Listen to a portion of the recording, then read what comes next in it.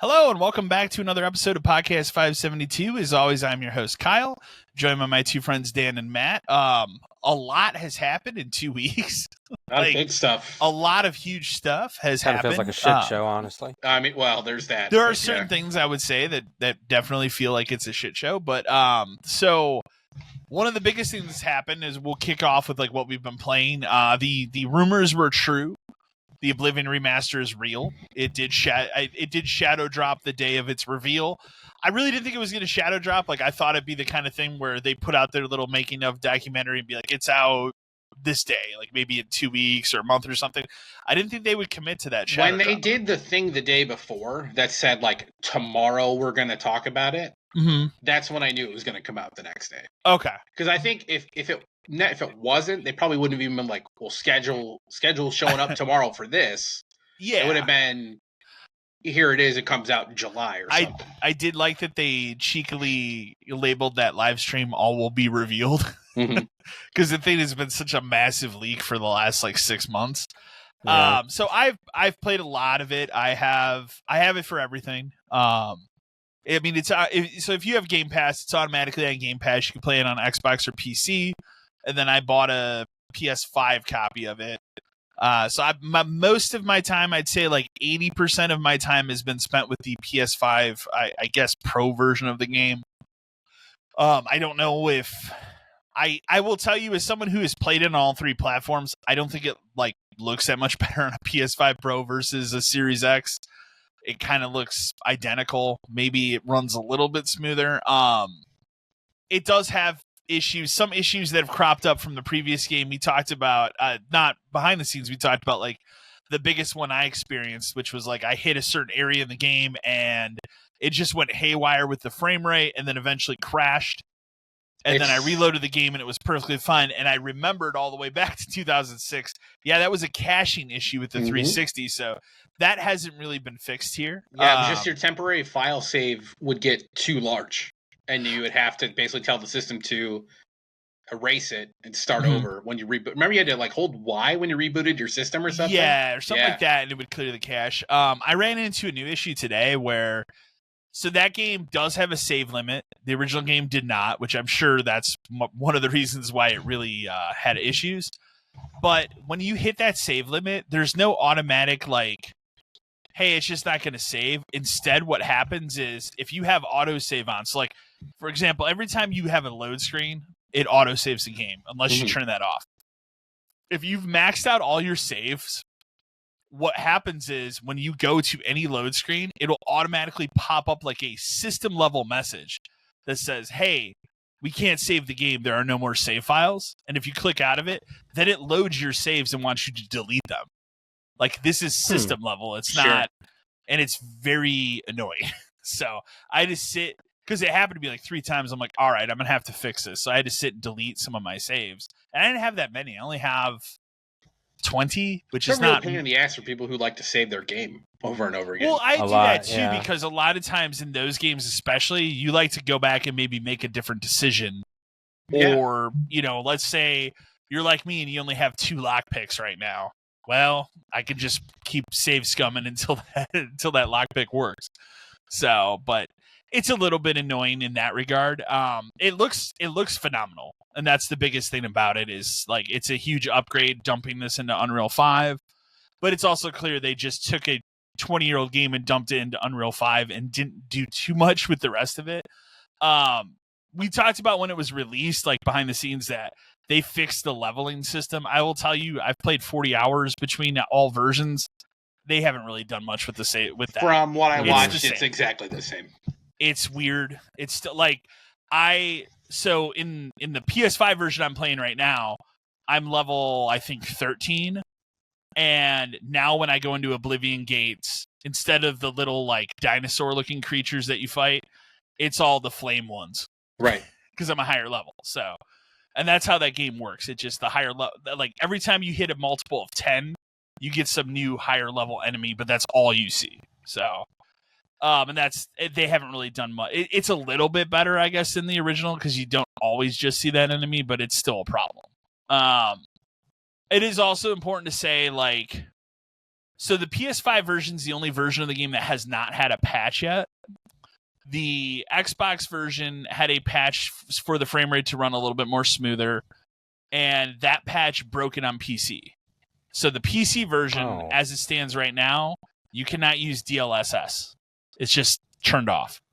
And most people use DLSS. So I have not returned to that version of the game for that reason. And I also wanted to platinum it on the PlayStation and then probably move. By the time I'm done, it'll be Doom time. So... and then after Doom, I will get to Clair Obscur, which when we jump over to you, Dan, you have a lot to say about Clair Obscur. So yes, but Oblivion, I'm loving every minute of it when I play it. Like I said, I played a lot of it. I have jumped off of it a little bit to play some other stuff, which those two things are, I was having the itch to play another one of those simulator games, and I found a different grocery store one instead of supermarket. Because the problem with supermarket is we've added too many elements to it now that it's just not fun. Now like per shift, I have to watch for shoplifters. I have to sit and manually weigh vegetables for people. You have to deal with self-checkout. It gets too much. And I think they have patched it now where you can kind of play with sliders to make it not as crazy, but I haven't gone back. There also needs to be a way work now. Wow. Yeah. There also needs to be a way to, like, I understand, like, adding those processes to make it feel more like that, but there needs to be a way to automate all of that stuff. Maybe not right away. Maybe, like, they force you to do it for a couple levels. But there eventually needs to be a way to automate or delegate it to feel like you're progressing, kind of thing. So I got another one on Steam that I just bought on a whim because it was on sale called Grocery Store Simulator.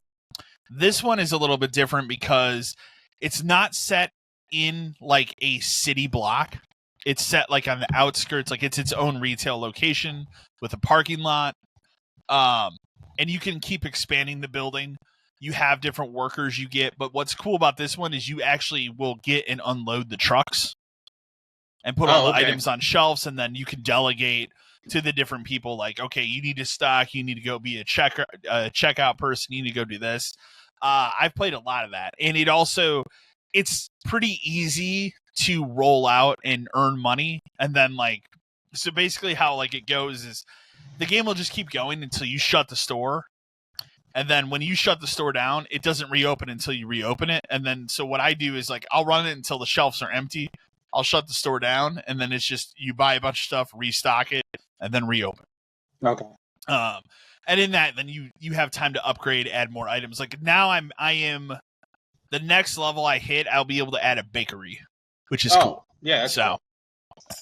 That'll be pretty cool. But in between all of this, the people that make Laundry Store Simulator put out a new one, which is a Liquor Store Simulator that I bought today, and I've already played 4 hours of it. I got sucked into it.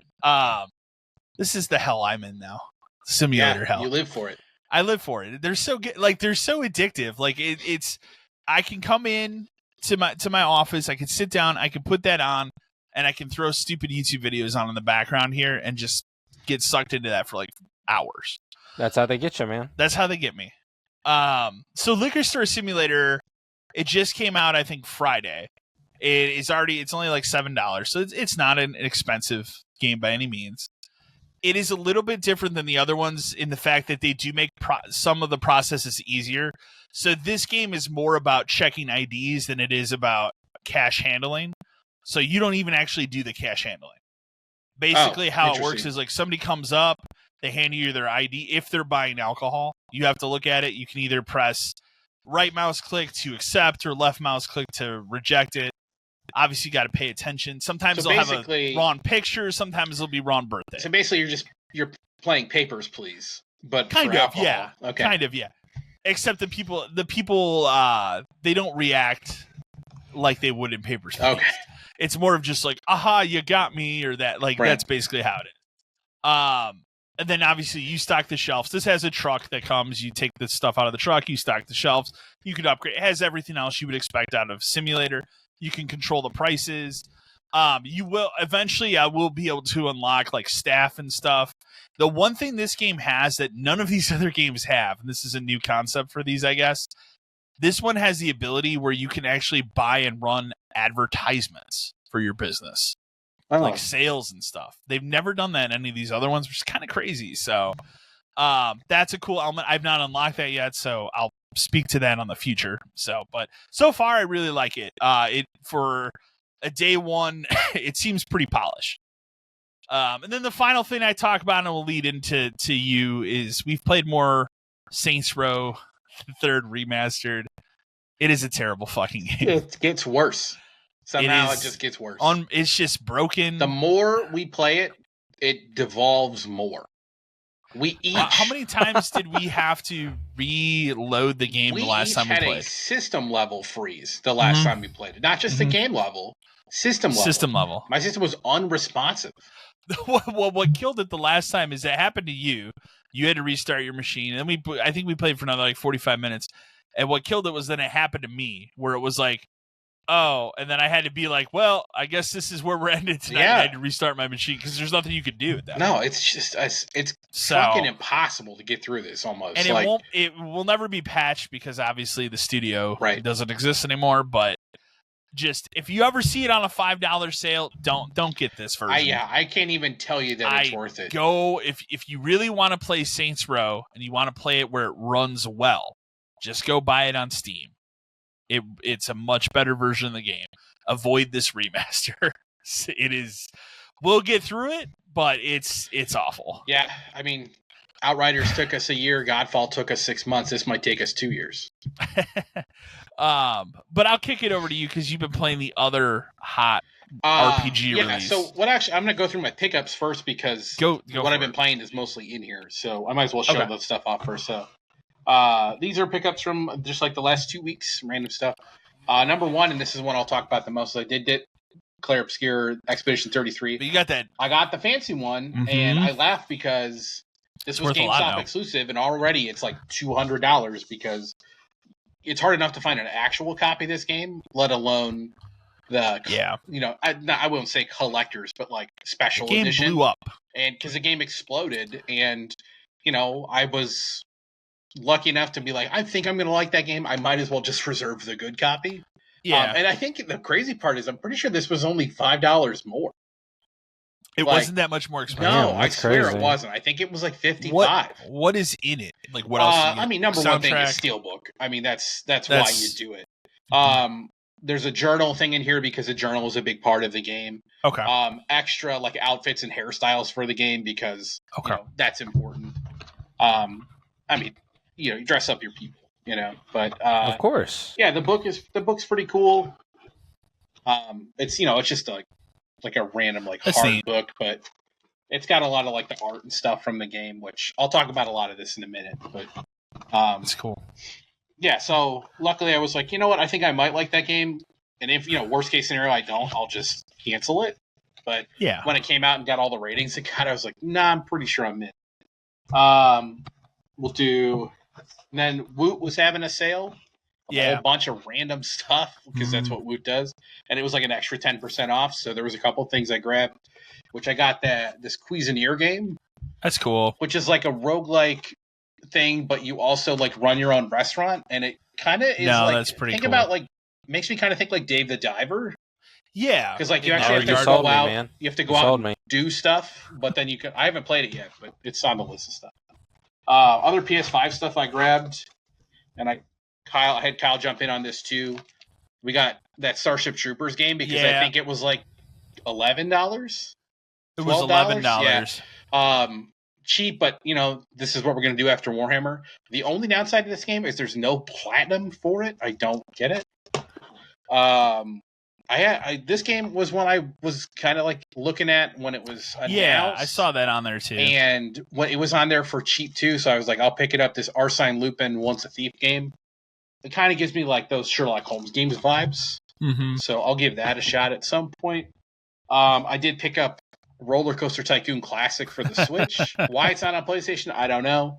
The shitty ones are on PlayStation. I did play a little bit of this with my son just to kind of show him how it works. It's Roller Coaster Tycoon. It does play pretty well. Yeah, and it plays pretty well considering. Okay. And it has, a little bit of updates here and there graphically, but it's still what I remember and love. Yeah. So that's the most important part. And then just some random DS stuff. Batman, the Brave and the Bold DS game. These were like buy two get one. So, Gardening Mama. Ooh. So I had like random DS games. Power Ranger Samurai. These were all complete too. That's another reason. Yeah. And then this was a big one I got too. Was Contra 4 for DS. That's a good one. Yeah. Nice. It's one I thought I had, and then I realized after I left the GameStop that I didn't. So I messaged my buddy and had him pull it aside. And then the last one I got was, and this isn't, I don't know why I didn't have this, but I got Resident Evil Revelations for 3DS. It's weird that you didn't have that. Yeah. I don't know why I didn't. I swear I did. I bet you it's going to be one of those things where I just never logged it and I find it someplace later. Probably. Sadly, this is not the misspelling version of the game, but... Is that like the first run? Yeah, where they spelled Revelations wrong on the side. Oh, okay. Yeah, I think you're right. For whatever reason, that happened a lot with 3DS games. Where, like, I remember there's a Naruto game where his name is spelled wrong on the side. I remember that, yeah. Somehow. Okay, so to kick off what I've been playing, Player Obscure is the thing I've played by far the most. Mm-hmm. I think I looked at it earlier today, and I'm like almost 30 hours in. Okay. Nice. I can't stop playing it, man. Like, it's incredible. I know all the reviews are like, 9s, 10s, all that kind of stuff. And you're like, can it really be? Yeah, it can. Like, everything about this game is incredible. It is a true turn-based RPG. You get the little turn timer in the corner. It's got Final Fantasy X elements. It's got Final Fantasy 13 elements. It looks incredible. You give a shit about all the characters. Each character is very different from each other in terms of, like, the mechanics of how they work. Like they each, like, you build up like stacks of something and then you use them, and one chick is very like elemental, and by using one you generate a charge for another one. One guy is essentially like a blue mage where he can learn abilities from enemies, and he has this wheel that ticks around, and if you use the right thing, like, it's a shitload of stuff. And it's also one of those games where at the point I'm at now, I think I'm finally done with tutorials, but as of like 5 hours ago, I was still getting like, hey, here's a new thing you can do. Here's another new thing you can do. It keeps like unlocking things to do. And the biggest thing I could say about why I like the game so much is I'm hooked by the story. I need to know what is happening. That seems like the big part of it, which is good. Yeah, and you only get like little pieces here and there. So like, I got... the game starts at the prologue where it still says 34 on the tower. And for people that don't know, it's about this world that has fractured and like broken apart, and you live in a special part of the world that's like protected by this dome where these other things can't get to you. But every year she wakes up and she paints a new number on this big monolith. And if whatever number she paints, if you're older than that, you die. And does it ever skip higher, or is it always just it's always counting down. And they talk about it a lot. And what's cool is you're Expedition 33, but it actually started when she first wrote 100 on it. So it's been going for 67 years. Damn. And like, you get pieces of that here and there about like the other expeditions. You find their journals and they talk about like what happened on their expedition, or how far they got, or what research they were able to do. And you just keep getting like pieces.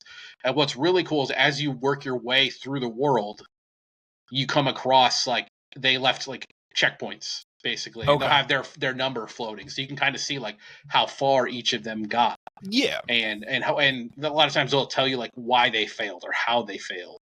But the prologue it's really, the game starts off really dark because it's the day of her painting. And, you meet up, you play as your buddy Gustav, who's Charlie Cox. Yeah. And which I told you before, it's odd because he looks exactly like Robert Pattinson, and it drives me crazy. It's like you couldn't have made him look like Charlie Cox because it almost takes me out of it. Okay. Just because of how much he looks like Robert Pattinson is so weird.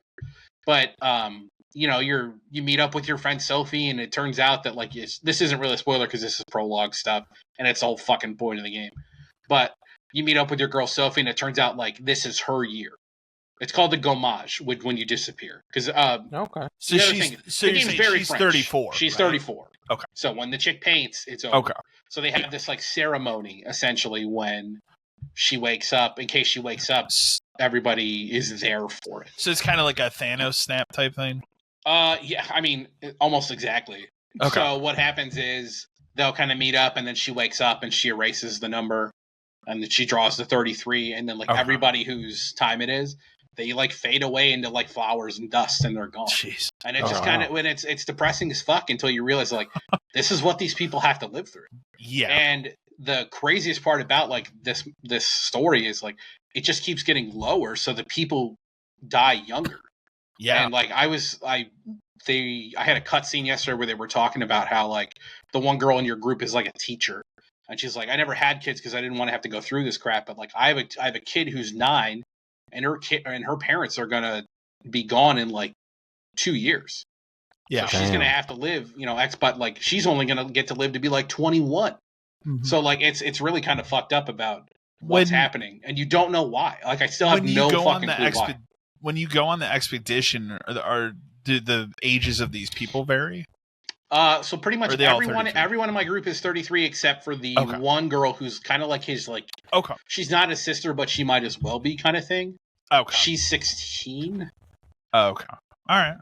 Interesting. Or 21 or something. She's younger. I forget exactly what they said. Would you say, because one of the biggest comparisons that I've seen a lot of people point to is Lost Odyssey. In terms of its combat, because remember, Lost Odyssey had that, not like a parry, but it had a ring system. Yeah. This is very much, it has that, but it also very much has counters and like dodge. So you can either dodge or you can counter, or they've introduced this new thing which is like a specific counter for a specific attack you're going to fight. Okay. So a lot of like fighting comes down to coming up with a plan of attack where like how you're going to link your attacks together, because doing them in certain orders can make them stronger, but also learning enemy movements and what it said. Like it'll say like, oh, so-and-so is going to attack, do a multi-hit combo. So you have to think back to what does that look like? What's the timing like on that? And either dodge or counter. And if you counter every hit in a thing, then you perform a counter. So it's a lot. And like some of the stuff is easy to counter. Some of it is not. There are definitely, I don't want to say difficulty spikes, but almost like a skill check. You've had some fights that have kicked your ass. I had one yesterday where I was like, I didn't realize I was getting into a boss fight, and then it happened, and that boss fight fucking sucks. Since like every time you fight something new for the first time, you have no idea how it's going to go. You can't just assume this is going to work or that's going to work or what the timing is. So this first time I did this boss fight, I managed to hang on for a certain while, but then at one point the fight changes in the middle, and he or it or whatever like absorbed these other things, and bam, he had full health again. And I'm like, oh fuck me, dude. Because because by that point, like your resources are you can only revive a certain amount of times. Yeah. You can only heal a certain amount of times during a fight because they're limited by that kind of stuff. But, you know, so then I realized at that point, I'm like, I'm probably not strong enough. So how leveling works is basically you get XP, and you have to go to a checkpoint and spend it to level up, and you can put it into different categories. So that's cool. And then it's Dark Souls-esque where if you rest at a checkpoint, the guys come back. Revives it. Yeah. That's fine. You can run a loop. And just kind of go around and figure it out for yourself. So it has a little bit of a Dark Souls element to it, but it's not. No, but at its core, it is very much just a turn-based RPG, and I love it. It's a turn-based RPG in 2025 when the top turn-based RPG franchises aren't doing turn-based. Right. When you know, like Yakuza has leaned back into it. That's a turn-based RPG. And it's crazy. It's crazy because like even amidst like the huge thing last week, obviously, like, okay, Oblivion Shadow dropped 2 days before this game came out, and this game had buzz around it, and then those reviews hit, and it was like, wow, like it actually seems like this might be really like we're talking Game of the Year contender. And like this game still has exploded to the point it is sold out everywhere. Yeah, like you cannot buy a copy of it. You can buy a copy now if you want it to ship in like 2 months. Exactly. Yeah. Like they literally. I saw a tweet the other day from that developer where they literally have to do a second printing of this game. Like they're gonna have to do more than that, man. Like they're gonna have to do a third or fourth. You don't ever see that. No, 25. Like it's not a thing you see. So yeah.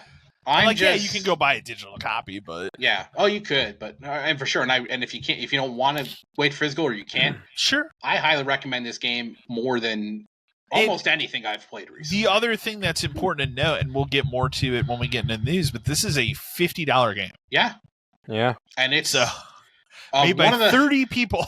And when we're getting into an era talking about like what is the value of a video game and what is what do you expect to pay for a video game? Because obviously that's a hot thing now.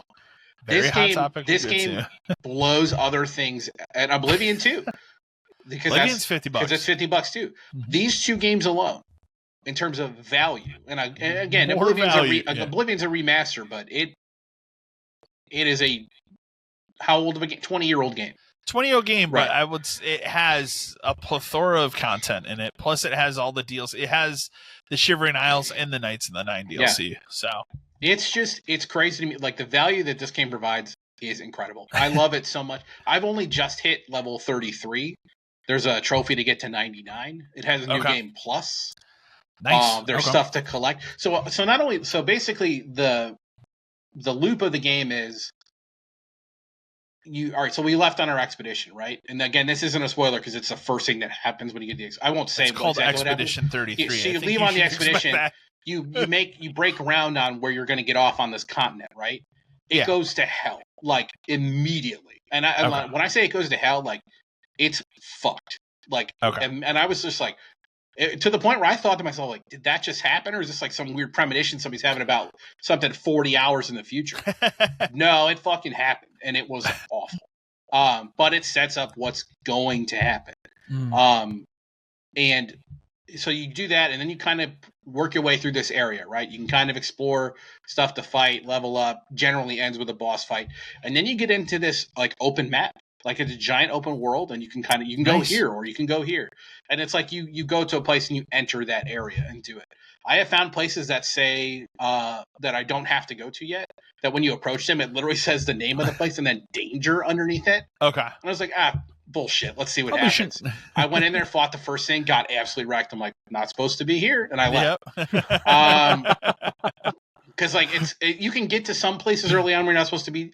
There's a mechanic in the game which prevents you from swimming or breaking through this other thing or doing this, but as you play through the game, you gain the ability to do that, and it opens the map even more. I will say there are things the game is missing, just because I'm thinking of it now.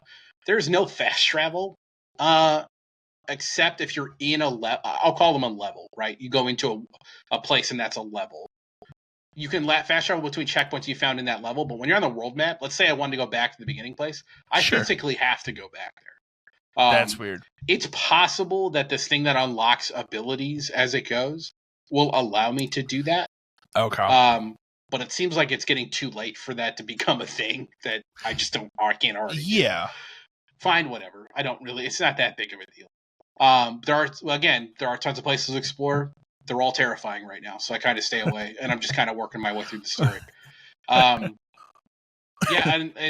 So the other thing I'll say too is the music in this game is incredible.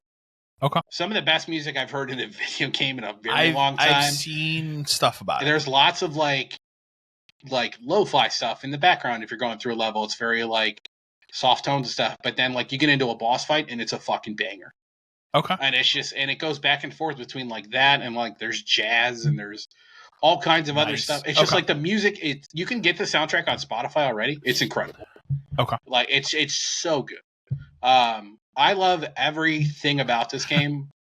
Hard to beat. It's going to be hard to beat for Game of the Year. right now I'll go ahead and say right now, it's behind Indiana Jones right now, but by only a little bit. If the story pays off, because again, I need to know what the fuck is going on. That's the driving thing. Is like I care so That's much. a good. What is the driving thing. paintress, dude? Where the fuck did she come from? Yeah. And what is the point of, like, there has to be a point to this, right? And I've run into other characters who aren't in my party, like, as I explore this world, that just make everything 10 times more complicated. Okay. Like, I have to know who this person is, and what is that guy, and who's this chick in the mask, and it's driving me crazy. You think it's just God, and you have to fire the sin bullet at her at the end? I don't know, man. I mean, I've killed God in probably it is not 30 RPGs. Note, it's not a JRPG. No. And you know what? It's not a Western RPG either. It's a French RPG, and it's great. So. I will say the game likes to do twists. Yeah. I've had 2 major ones. The first major one, when you play it, I will not say what it is. It's going to blow your mind when it happens because it was one of those things where I was like, holy shit, I cannot believe that just happened.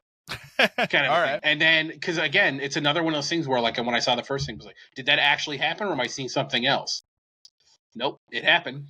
And the way they move on from it, and it just kind of keeps going, and you're like, shit, dude. Okay. Fantastic. Well, you sold me on it, man. It's downloaded it. Everybody needs to play it. It's on Game Pass. If you have Game Pass, yeah, it's on Game. It's important to know it's on Game Pass. Right. I bought it because I wanted to own a physical copy of it, and I was like you. I kind of figured it was gonna either be like a huge hit or maybe a dud, but in this case, obviously, it turns out it's a huge hit. I was gonna be on board if it got the magical I was on board IGN when they first 7. showed it because it just seemed like such a unique concept. It's so interesting, different than anything else they showed at that showcase. I'm telling you, man. Like I've said it a dozen times already, but I need to know what this paintress thing is because, like, you have to. You get the feeling while you play the game, or at least I'm getting the feeling that, like, the paintress isn't the thing. You know, like an RPG will always like swerve you at the end where it's like, haha, it was actually me the whole time. Mm-hmm. I feel like there's something else. There's some sort of twist. Yes, there's something else behind. Maybe I'm wrong and it is just that, and in which case, fine, as long as I get the motivations behind it. But I feel like there's something else. I can't stop playing it. It's incredible. So there's that. Kyle already talked about Saints Row is a piece of trash. That's a piece of trash. I did finish that. I finally finished the Back to the Future Telltale game. I had forgot that I had remastered. Yeah, that, I had never finished for whatever reason. It's good. It's good for those games. For what it is. It's good. Yeah. It gets a little complicated towards the end. And the one thing I didn't realize, I didn't know that this happened until it happened in the game, was obviously, like, Michael J. Fox doesn't play Marty because that's just too much and whatever. Right. Yeah. He's in the game though. He plays his like great grandpa or something. Because when that guy showed up at the end and he started talking, I'm like, hold on a minute. I know the other guy sounds a lot like him. Like, and to be fair, the guy playing Marty plays him incredibly well. Yeah. But this other guy was like, it's either they got him to do both or, and I had to pause and look it up. Like, oh, he's in it. He plays that guy. I remember the voices of the game being fine. Well, it's for what that Christopher game Lloyd. is. It is him. Yeah, it is him. But the guy who plays Marty, like, it's more than passable. It's like Troy Baker as Indiana Jones. And I remember the story being pretty solid. It is. You know what? And the thing is like every so often you'll see an article about, like, are they going to make Back to the Future 4? Blah, blah, blah. The game is Back to the Future 4, and we don't need anything else ever. No, I don't need anything else. Don't touch that franchise. Don't fucking. It seems like they're not going to. Bob Gale seems adamant to not let anyone touch it. Yeah. No remakes, no nothing. And don't you know need what? to. Please don't. That movie franchise holds perfect. Up. Does not need to be touched. You can show it to kids these days, and it'll have the same effect. They understand it. Yeah. So I finished that game, and then you know what? Like I said, it was perfectly fine. It was serviceable. Probably one of the better Telltale games, considering that franchise or that concept is dead now. It's so dead. But yeah, so I finished that off, and then, like I said, I played a little bit of Roller Coaster Tycoon. Sure. And yeah, that's about it. But you, Matt? Still running WWE 2K25. Marvel Snap. I jumped back in Sniper Elite 5. Okay.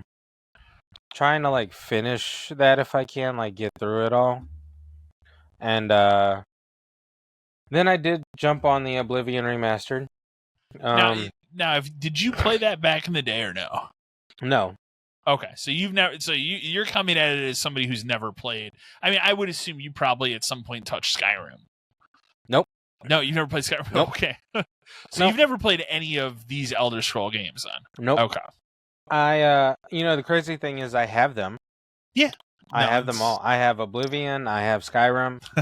I haven't touched them. I was gonna say you probably have multiple copies of Skyrim, like everybody. So and I mean, only reason I decided to jump on it was because it's available on Game Pass. Mm-hmm. I still have Game Pass, and I was like, you know what?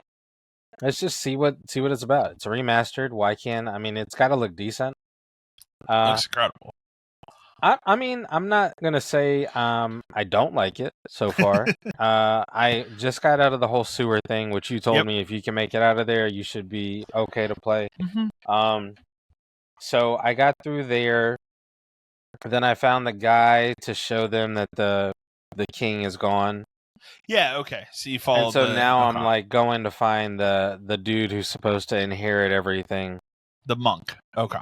Yeah, so that's where I'm stuck right now because, like I said, I decided to trample through a pack of bears that have now like started chasing me down. So I stopped because I died like twice, and I was like, "All right, you know what? Nope, I gotta." I was like, "I gotta either go around these things or like do something different." It is a game that you can dramatically you can lower the difficulty and be fine.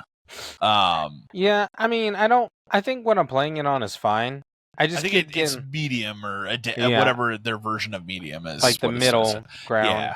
I just keep getting jumped by these fucking bears, so I'm just like, I think it's time for me to go around them instead of trying to go full force into them. So I'm hoping this week to jump in more into it. The way that Dan talked about Claire Obscure, I went ahead and just downloaded it on my Game Pass for PC.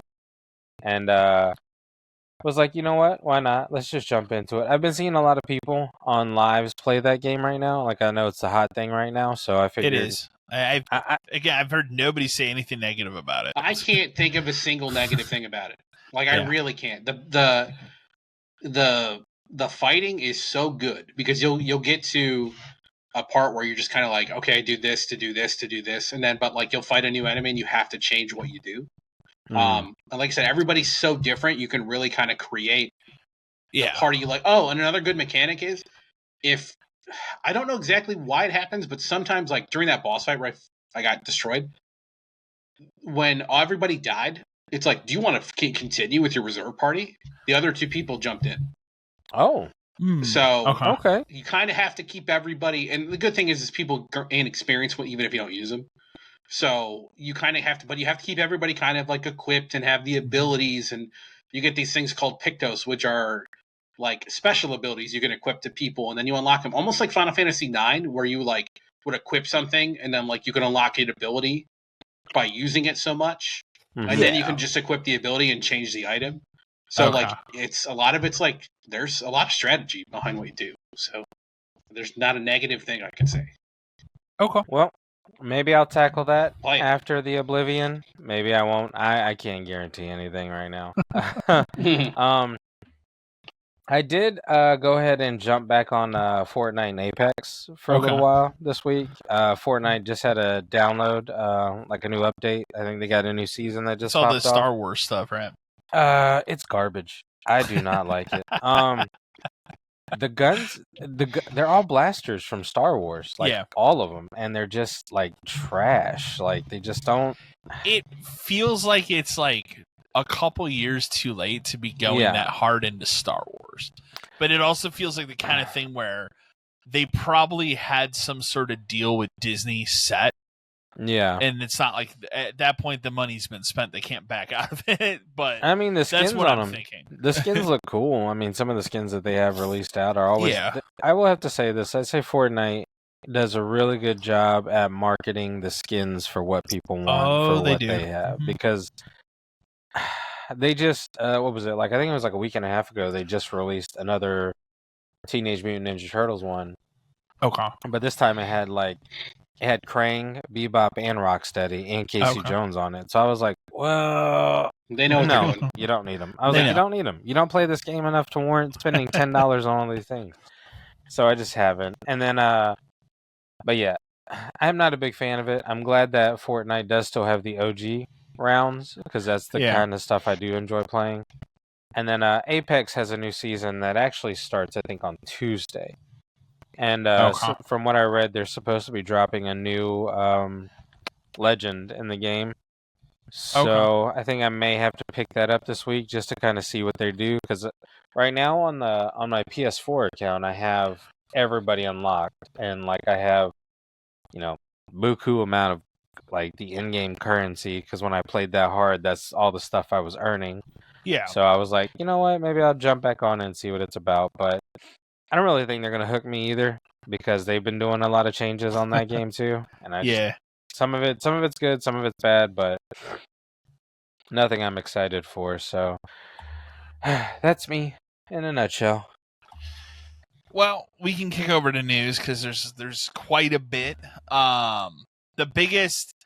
Probably the biggest thing, and this was the funny thing was this was a very last minute breaking news type of thing.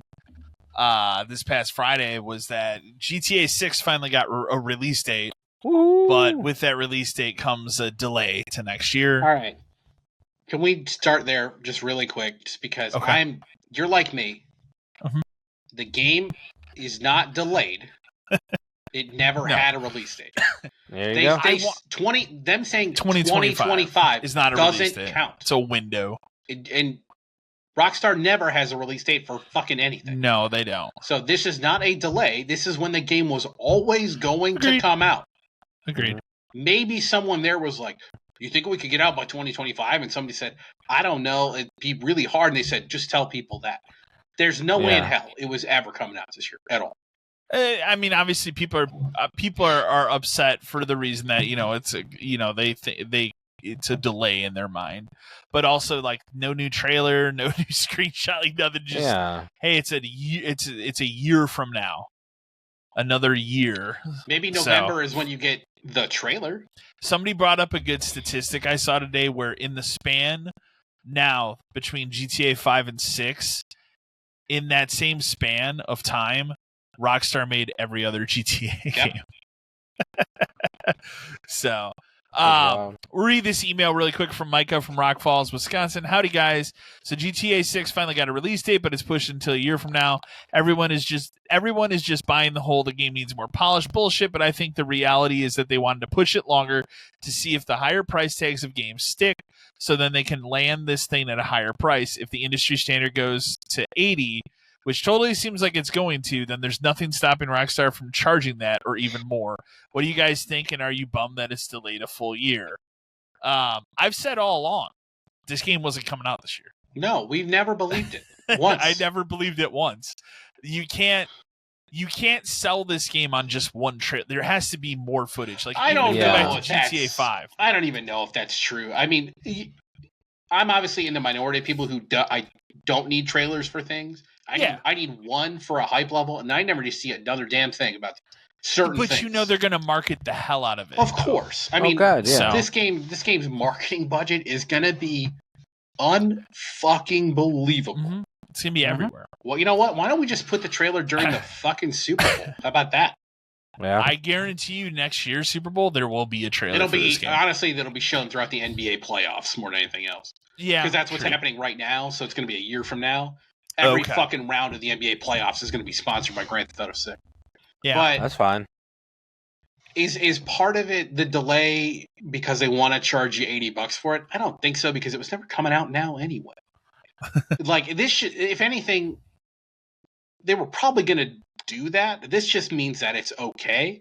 And honestly, it means that it's okay for them to charge more. Yeah. Like, there could, if the industry standard does move to 80, I can still, and I hate to say it because I don't want it to be true, 99. but I can see it to be $99. We talked about it before. I don't think it would ever cross that threshold. There could be a $150 version of it. Yeah. But for a base game, I think 99 is the highest anyone would go. I think the new thing I was joking to you about the other day was like, here is a game where in order to play whatever the new version of GTA Online is, you will have to own this, whatever the cost of it is. And then I could totally see them making that a subscription-based service for that game. They tested the waters with GTA Plus or Rockstar Plus or whatever the fuck. They could Plus. easily just make GTA Plus be required. thing required for it and raise the price of that. Well, because my other thought would be, if they do that, then couldn't the online portion of the game just be free? And like, because you'd buy the game for $100, and that's like the single player game, which obviously not as many people are playing that as they would the online portion. But if you're gonna go a subscription model, and that's really where the money is post launch, then it kind of makes sense just to give away the online for free. It does a little bit, and make people pay every month to continue to play it. But at that point, I don't think you can get away with charging $100 for the single player, but you could get 80. You could.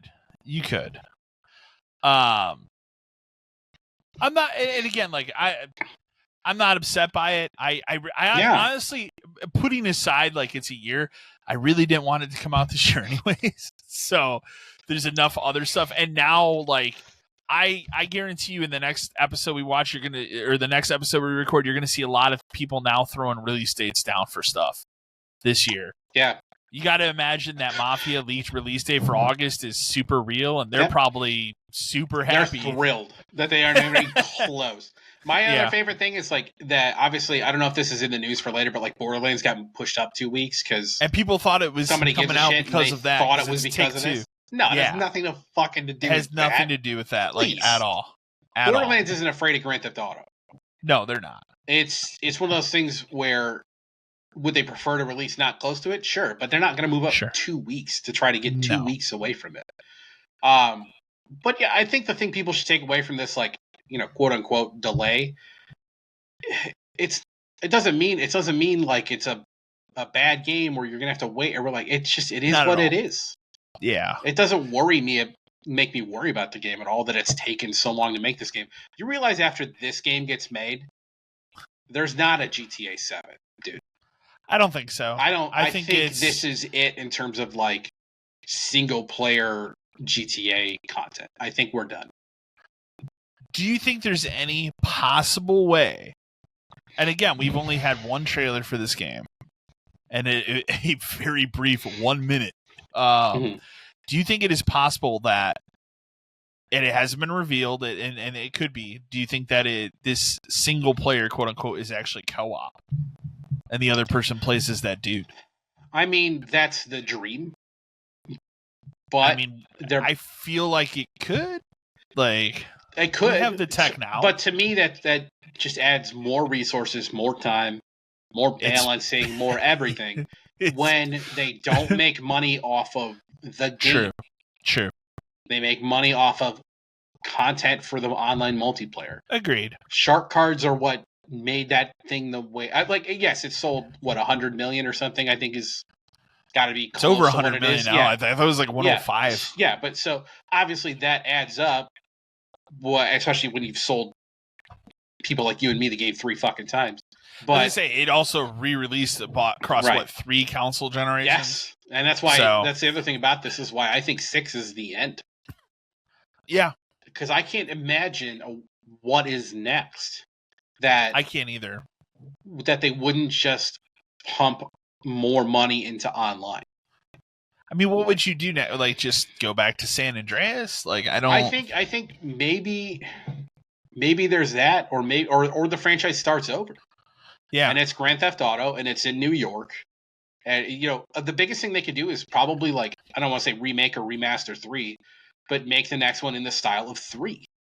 In Liberty City, yeah, and like that way, like it's the entirety of all of those islands again, but like just blown up. Yeah, I can see that. But yeah,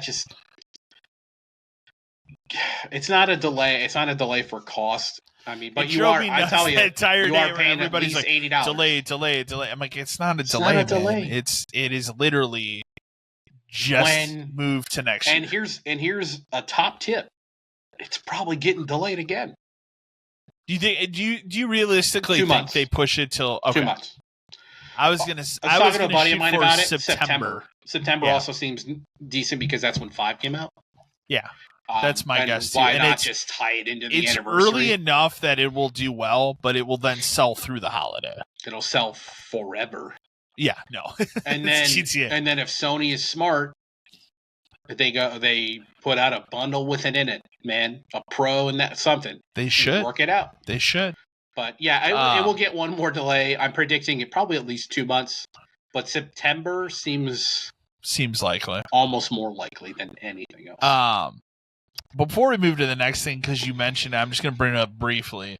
Did you watch or pay any attention to that Borderlands stuff? Hell no, don't care. Okay, I'm buying the game anyway because I'm a sicko. you're forced into it. I will say, like, I watched just whatever they put out as the gameplay trailer. I've heard some reactions to it. Okay, I will say, like, visually, that's probably the best that this game has looked. But that being said, it's just Borderlands. I've heard it's very brown. It looked a little more colorful here, I thought, but it's still like doesn't matter. It's just more like nothing about this is evolving. My friends and I had a good conversation about it yesterday. Where, if you think about Borderlands, it is a franchise that is very like culturally popular, right? Like everyone knows what it is. Everybody knows. Like it's been around since the 360 and PS3. Everybody shit on that movie. It is a part of the gaming like zeitgeist, right? Like, it is part of gaming culture. But if you talked to most people about Borderlands, they would argue with you, probably correctly, that series peaked at Borderlands 2. I would agree with that. Even and as someone who Borderlands 1 is my favorite game. For that game to have peaked at Borderlands 2, a PS3 and 360 game, why in the hell would anyone be excited for Borderlands 4? Exactly. Like, I get it, and like, yes, I will play it because I play them all with friends, but I have no excitement for it. I remember when 3 came out, I was mildly excited. And then, like I said, you and I tried to play a little bit of it, and I couldn't. The story and the jokes were so bad. And arguably, like, pre-sequel's not a bad game, but no. I think that is when most people decided, I'm kind of over it. Yeah. And like the Tales from the Borderlands, I played the first one. Not a bad game. It's a good game. But I'm kind of just over the concept of Borderlands because we're just recycling the same dumb crap over and over again. I also go back to, and I don't remember if it was the end of the first game or the second one, but I always go back to that one character alluding to going to other planets in this universe and the idea that the next game could have just been Border Worlds. Yeah. And that was the logical like evolution, and they've never taken that step. I'm interested to see what because 3 kind of took that step where like you would go to different planets. I didn't get that far in it, so. But you would go to different planets and stuff. But the problem with it is they're more of the same boring planets. Okay, it's just not interesting enough to keep me invested in a boring open world. And it's not to say that like a quote unquote boring open world is boring, because like Red Dead Redemption 1 and 2, the worlds are objectively boring because there's a lot of like open space and not stuff, but it still doesn't feel like it in that game. It doesn't, and there's also a lot of bullshit you can run into. But Borderlands is such a like fast paced, your guns shoot knives, blow up everything game that when I have to run from point A to point B and it's all the way to the fucking other side of the map. Or get a car and it just slows the game down. It does. That game would like when you get into the dungeons of that game, it's far better because it's just you're constantly shooting and killing stuff. But that game needs a fundamental rework of that. It needs a fundamental rework of the gun system because it's not the gun system isn't fun anymore. In the first game, it's a novelty. In the second game, we multiplied it by 100. But now it's like, I find a good gun at level 13, and I keep it forever, because it's still good. You should be able to level up your guns, or mod your guns. Like, we talked about it before. You have a gun that you're not going to use, but it's got a good part on it. You can break it, and you can have parts. And you can I don't understand why they haven't even thought of something like that. Someone there has to have suggested that. Right? Someone has to be like, what if we, instead of just like selling these guns, or literally throwing them away because they're garbage, you could get something out of them. to build guns. Like, it should have a gun builder. I think Holy shit. Randy just said fuck a no and workbench? did a magic trick Yeah, and fired Randy that pulled person. a handkerchief out of his ass and he moved on. He said, I got to Exactly. go use my human urinal in the bathroom and I'll be Yeah, right there back. you go. So it's just, It's there is a path forward Borderlands. for Borderlands that makes it fun again.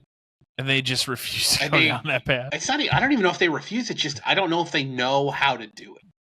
Yeah. Mm. And that's what's sad about it. Like, it's a Mhm. franchise that, yes, it is popular and well known.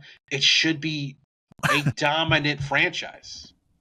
Yeah. How many franchises even get to a fourth game, or technically Right? a fifth or sixth game, which is what yeah, this is? exactly. And you're still here, and you're just killing it. it's Man. still fucking it up. Yeah, Well, let's move to the other hot button topic of the week.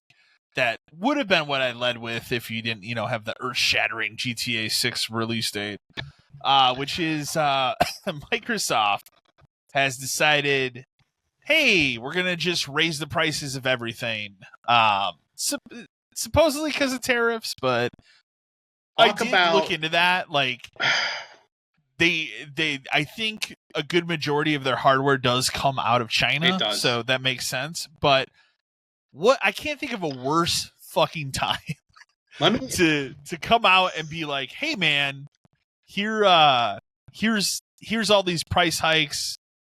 We're dead last. That's what I was gonna say to you. Like, my thought is like, they had a meeting, and somebody said, "Okay, guys, here's the thing. We're in third by a huge margin. Nintendo's about to release a new console, which is going to crush us financially for the next 6 years, even though it's $500. Doesn't matter. How do we As we've learned. respond?" And they said, "You know what? Let's keep selling the same shit and make it higher priced than everything else." And And everyone said, "Fuck yeah," and they did it. the important thing to note is the only thing that has not changed at this time is Game Pass. That will come. It's coming. That will come later. That will come That's right where the before money Call is. of Duty. That's That's what will yes. happen. When Call of Duty costs But- $80, they have to up. They Game have Pass. to. But for right now, it's all systems, controllers, every accessory, and quote Headsets unquote got first party crushed. games. Yeah. For the people that don't have Game Pass to buy games, I guess. The worst For part is Xbox. their first party games are just fucking digital games. They are. Yeah, there's How no... are those costs affected? Exactly. What the fuck are you Here's talking about? another fun statistic that you'll enjoy. Sony is now no longer the console manufacturer that has the most expensive system in North I know. America. It's It insane. is Microsoft with that Galaxy 2 terabyte Series X is now $730. That is fucking crazy. $730. Someone there, I don't like. Someone there is like completely off their shit, dude. I don't get it. It's I've said this before, and I still firmly believe it. Is I think if you go way back to when Game Pass started, Phil Spencer made a deal with the guy above him and said, "Give me X amount of time, and I will turn this around with Game Pass." It did hit numbers, but it became stagnant, and that was the time where "quote unquote" the devil came to get his due. Well, and and then that's they what spent- Microsoft is now. $44 billion on Activision, which there's no way they've recouped yet. No, It probably never will. no. They They probably won't, but they're again like, especially like you put out the good point here. When your first party games are all digital, there is no reason for it to be $10. you can't buy.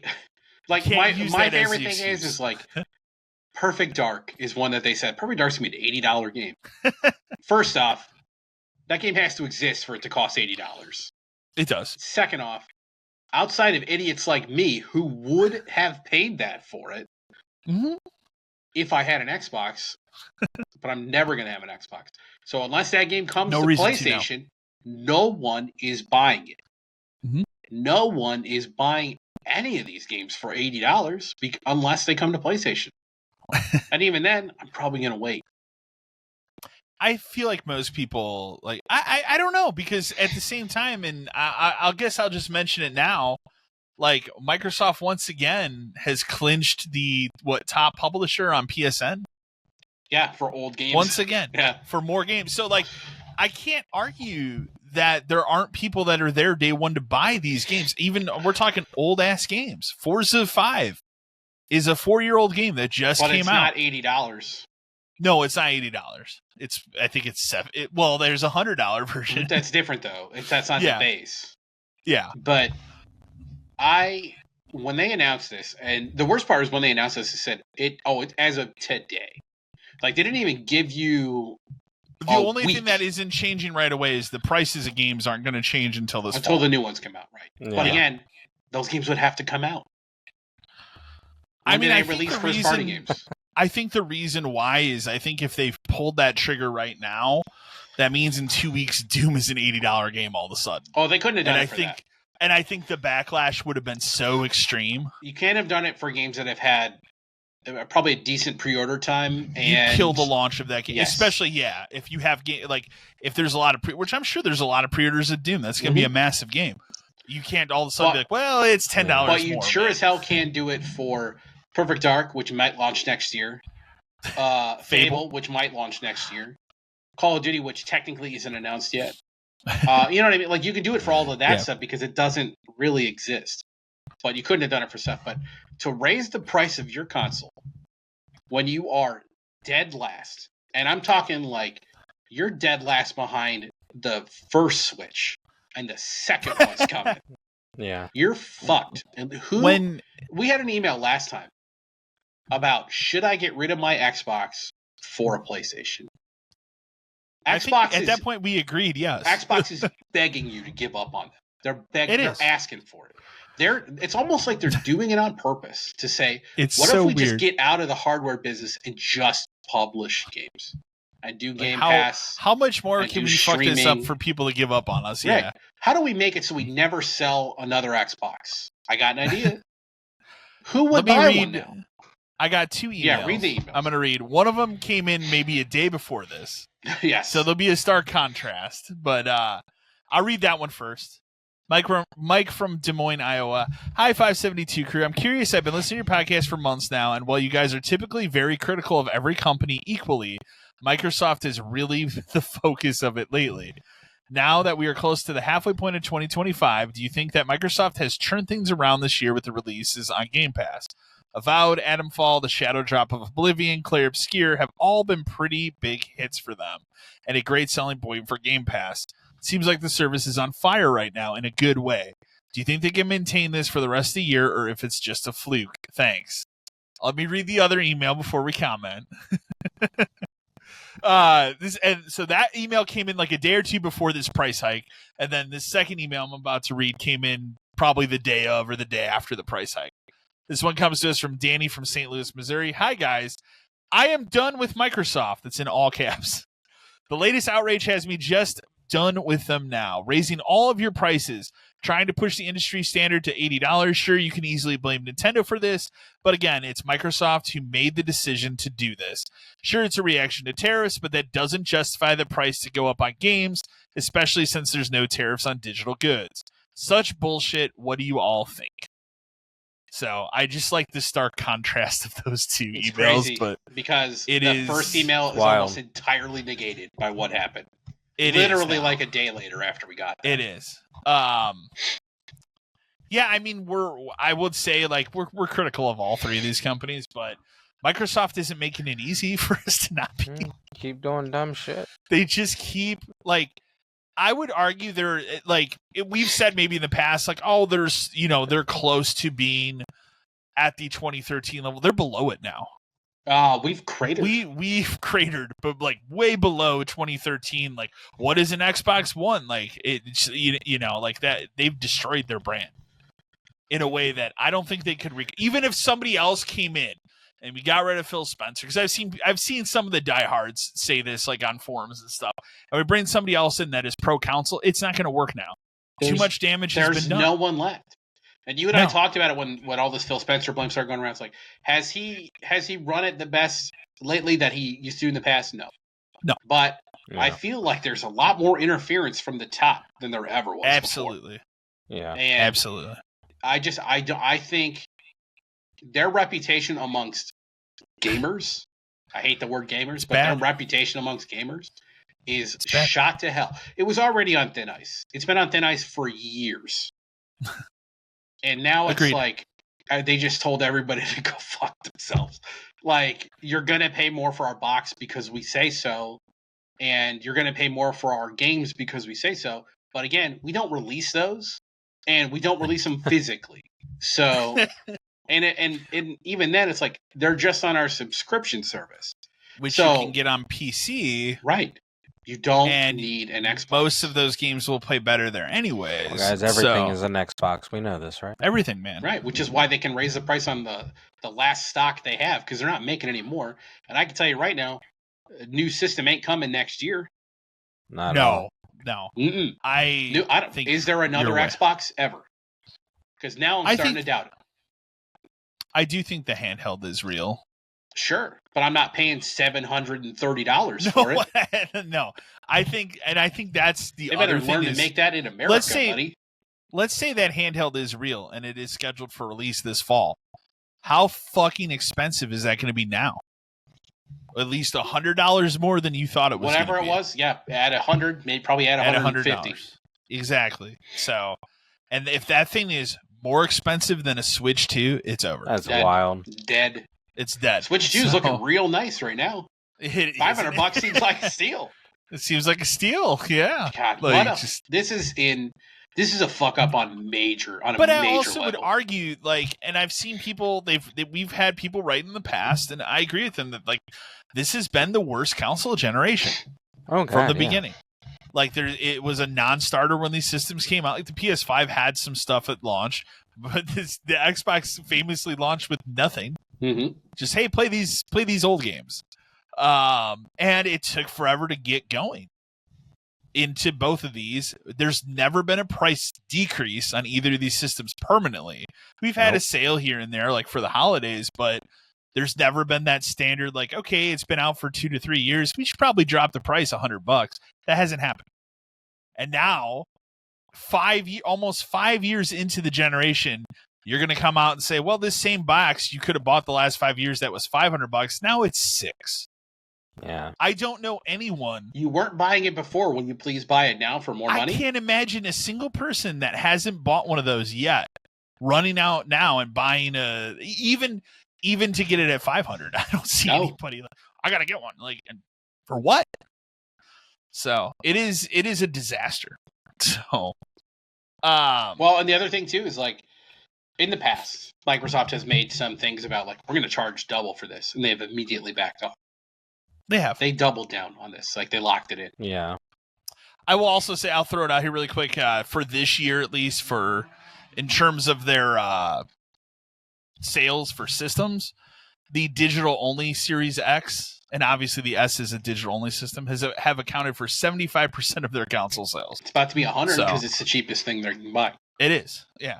Even 100 a standard Series S, I think, is almost $400 now. Insane. For a console that arguably shouldn't even exist anymore. It shouldn't. There you go. Has no place, has no purpose.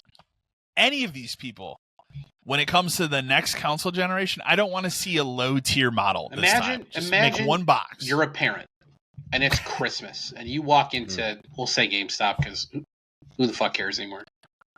And you look up on the shelf, and there's a PS5, and there's an Xbox Series X, and one of them is a lot cheaper than the other, and seems to have more games. Which one are you buying for your kid? Can you imagine, though, at the same time, like, what kid out there today is going to be like, I want a Series X? No one. No kid. No one. Because all their friends are going to be playing a PlayStation. If they're like we were, and they were online when they were like 13, reading every piece of games thing they could all the time, like you and I was on every website reading everything all the time. Mm-hmm. Mm-hmm. All they're going to see now is like the Xbox costs more and has less. Yeah, exactly. Why would you want That's all you're going to see. That's all you're going to see all day, every day. I just said, the Switch 2 sounds like a far better deal. Well, let me to wrap up the Xbox stuff. To wrap up the Xbox stuff, as far as Sony, when do you think they drop their? Because there's no way that they're going to just be the nice guys here. I think if they can afford to be, they will hang on as long as they can. Okay. Because Microsoft just did them a favor.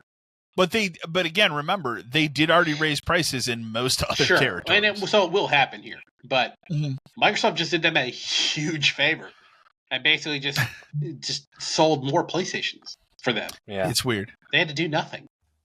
They didn't And have this to is do after, anything. we have to raise our prices and stuff, and people got pissed at them for that. It's like, not as bad as this. Yeah. It's like $900 fucking in some places, in like Australia and stuff. It's crazy. Who in their right mind is buying a Series X in Australia now? No one. It's weird. Build a computer. It's we laugh about it, but like that's the thing I've been saying this whole time. Like, build a computer for the next generation. That's the smartest thing you can do at this point, is build a computer. Like, even if you're not buying the big new games day one, there are so many just random things. Like look at me, for example, how I've fallen down this simulator hole. None of those games have cost more than $10. Right. And I found hours of enjoyment for those. My game of the year, hundreds of hours. Game of the year is $50 last year. Yeah, exactly. So, building a PC, never a smarter time to do it. I'm doing it in the spring, so next year. I'll throw this out here really quick, only because Oblivion came out, but there's been the skepticism of like, what's going to happen to the Sky Oblivion mod now that the Oblivion remaster is real? Those people have worked on this mod for 13 years.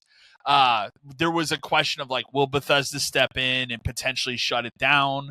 No, they actually basically gave them their blessing and sent them all keys to the remastered as a just a token of, hey, we're not going to shut it down. So, and it's cool. I want these two projects to exist. So That's pretty cool. Because even though I love the Oblivion remaster, I'm still going to totally check out Sky Oblivion, because it's something I've followed for 13 years. Like, I want to see what that is. So, but I thought it was a good faith gesture, rather than, because they totally could have gone the other way and just like, hey, no, sorry, there's an Oblivion remake out now. People can just buy that.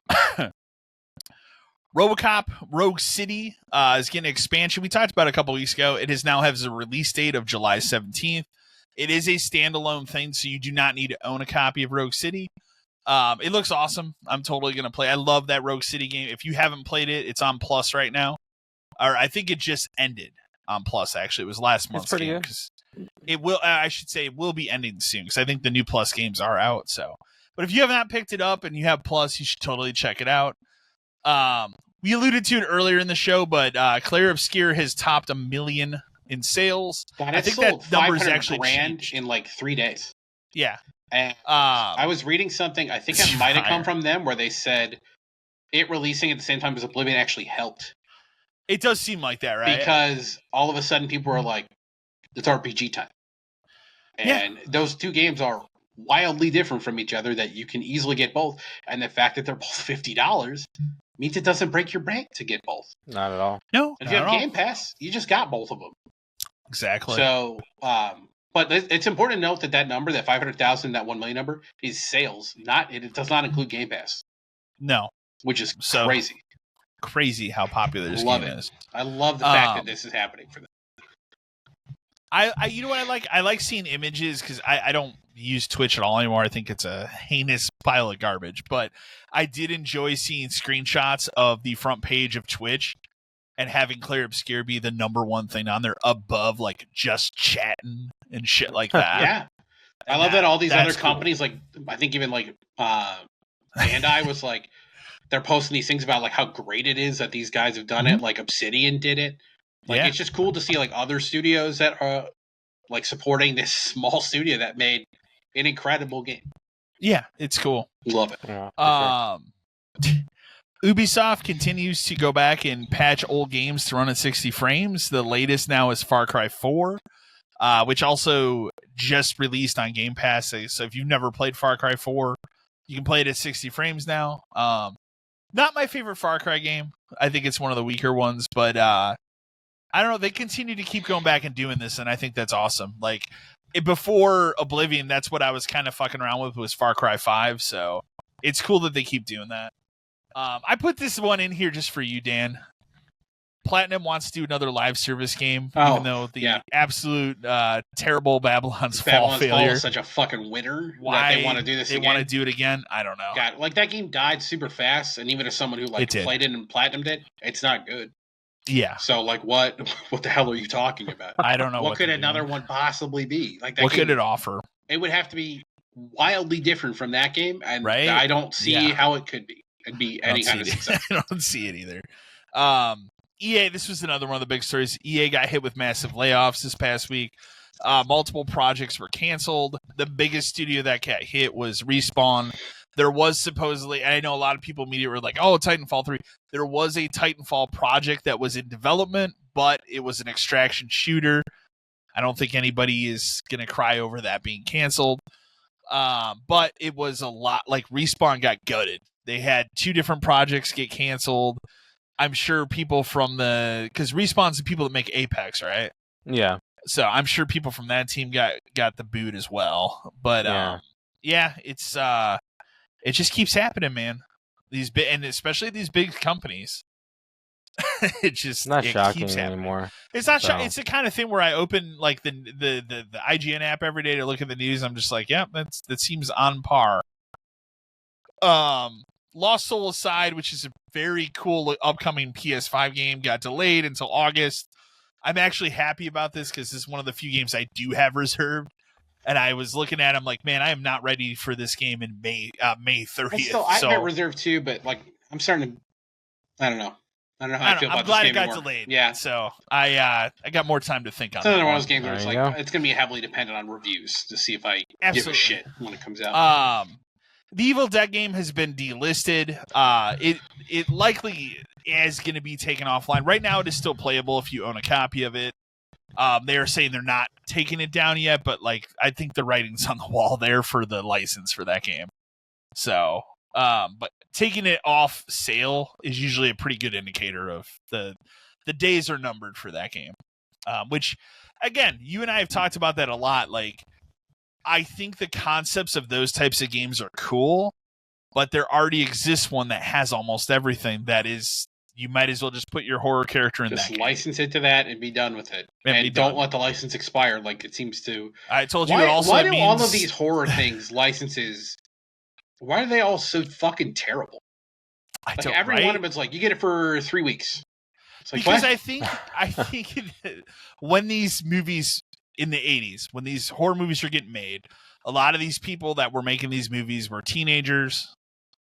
Like, look at Sam Raimi as a prime example. When he made Evil Dead, he was a teenager. He was in college. Do you think that he was really up to it with licensing Evil Dead back then? Probably not. No. Yeah. So I think a lot of people came in, and the license gets split between different places. Look at the hell that Friday the 13th is in. Right. Still, to this day. Yeah. I haven't gotten a new Friday the 13th movie in over 15 years. I think that's just how it is. You're getting your Amazon show. I'll watch it. So there's 2 reasons for me to watch that. Hey, it was a big one. But I think that's part of the problem is in the 80s, that stuff was coming out so fast and so rampant that people didn't know how to license it unless you were someone like Wes Craven, who did a good job of licensing Freddy. So that's why, other than that awful 2010 movie, Freddy really hasn't been bastardized as much as some of the other characters. But I just think that's how that was in the 80s. There was a lot of things that were hits and licenses were just hell back then because people didn't know what they were doing. Mm-hmm. So whereas today people are more smart with what they're doing, like that, like more protective, like it or not. Like an example I give it today of like the dude that makes those Terrifier movies, like I might not be a fan of him, but he's pretty smart with how he handles the license for that stuff. So probably a good way to go. Returnal got a surprise PS5 Pro patch. I've not checked it out yet. I probably should. I did like that game when it came out. I played a little bit of it. I think it's a cool idea. I don't know if that spiritual successor they announced is going to be great. But we'll see, I guess. But I thought Returnal was a cool idea and a cool concept. So I should go back and play that game now that it has a Pro patch. Maybe I'll do that for the next show. There you go. The The new Nintendo Switch firmware update came out. It added all the system transfer stuff as well as creating those digital cards, because I saw a lot of people doing that this last week. I didn't look too much. I haven't even turned on my Switch in probably a couple months, so I probably should. Yeah. I need to update it for the Switch too, so... Before you I get thought rid this of was it? interesting. One of the heavy hitter people, where I'm not going to try and pronounce this person's name, it's Japanese, but one of the heavy hitting creators of Final Fantasy 16 and Nier Automata has left and is creating their own studio, which is potentially cool. And then our last news article, which unfortunately I was excited when I put it in here, and then I saw it's already been debunked. Yeah. Is the Chrono Trigger thing, which if you haven't heard or didn't know, there was supposedly kind of a rumor that maybe a Chrono Trigger remake was happening.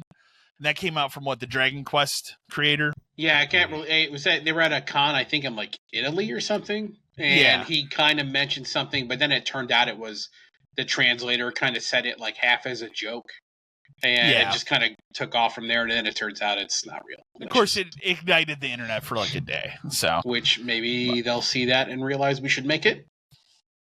And again, like you and I talked about, like it doesn't. I don't want it to be like a Final Fantasy VII level. Shouldn't be that. It shouldn't be that. It should be. It Dragon could be Quest like these remake. Dragon Quest things. Mm-hmm. Yeah, exactly. So, and then we'll put out there. I'm going to let you talk about the GameStop thing really quick because that's your hot. This is just something I've heard.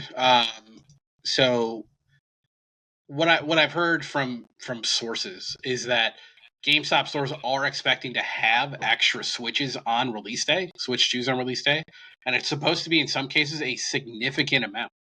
I think part of that comes from I have heard and seen that there are more stores closing as we speak. So you have to figure that any Switches that were there are going there, because as far as I know, those stores weren't supposed to reserve Switches, but some of them did. Because of course.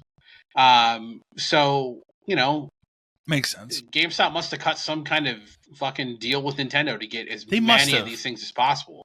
Because I haven't heard any kind of horror stories like the Target ones and even some of the Walmart ones now where they're just getting canceled like left and right. Best Buy did it too. Where you had it reserved or it was in your cart and it was gone, and then they say an email immediately says, "Nah, you're not getting that." But GameStop seems to have gotten a pretty goddamn decent amount per store. So, whatever they did, is maybe this is their last ditch effort, but maybe whatever they did, they got a ton of consoles. But I guess they're supposed to have some on release day too, extra, which is nice. Interesting. Do you think after it launches, then it's just going to be a hellscape for a couple months? Yes. No restocks? Once this initial group is out, because then GameStop's not going to want to sit on them. They're going to want to sell as many as they can. Absolutely. Then it depending on how Nintendo can manufacture these things and tariffs and all this kind of shit. Although most of their stuff's made in countries that aren't supposed to be getting hit as hard. It's gonna be a nightmare. It's gonna be the kind of thing where people ask every fucking day, and it's just like call every day. The problem is and if you don't know, GameStop employees don't know shit, man, until the day before a lot of stuff happens. Sometimes the day of. So if you call and say, "When are you getting more?" and they tell you, "I don't know," that's because they don't know. And they're not going to know. They're going to get a message. They're going to email the day or two before that says, "You're getting 12 tomorrow." And that's as much as you're going to know.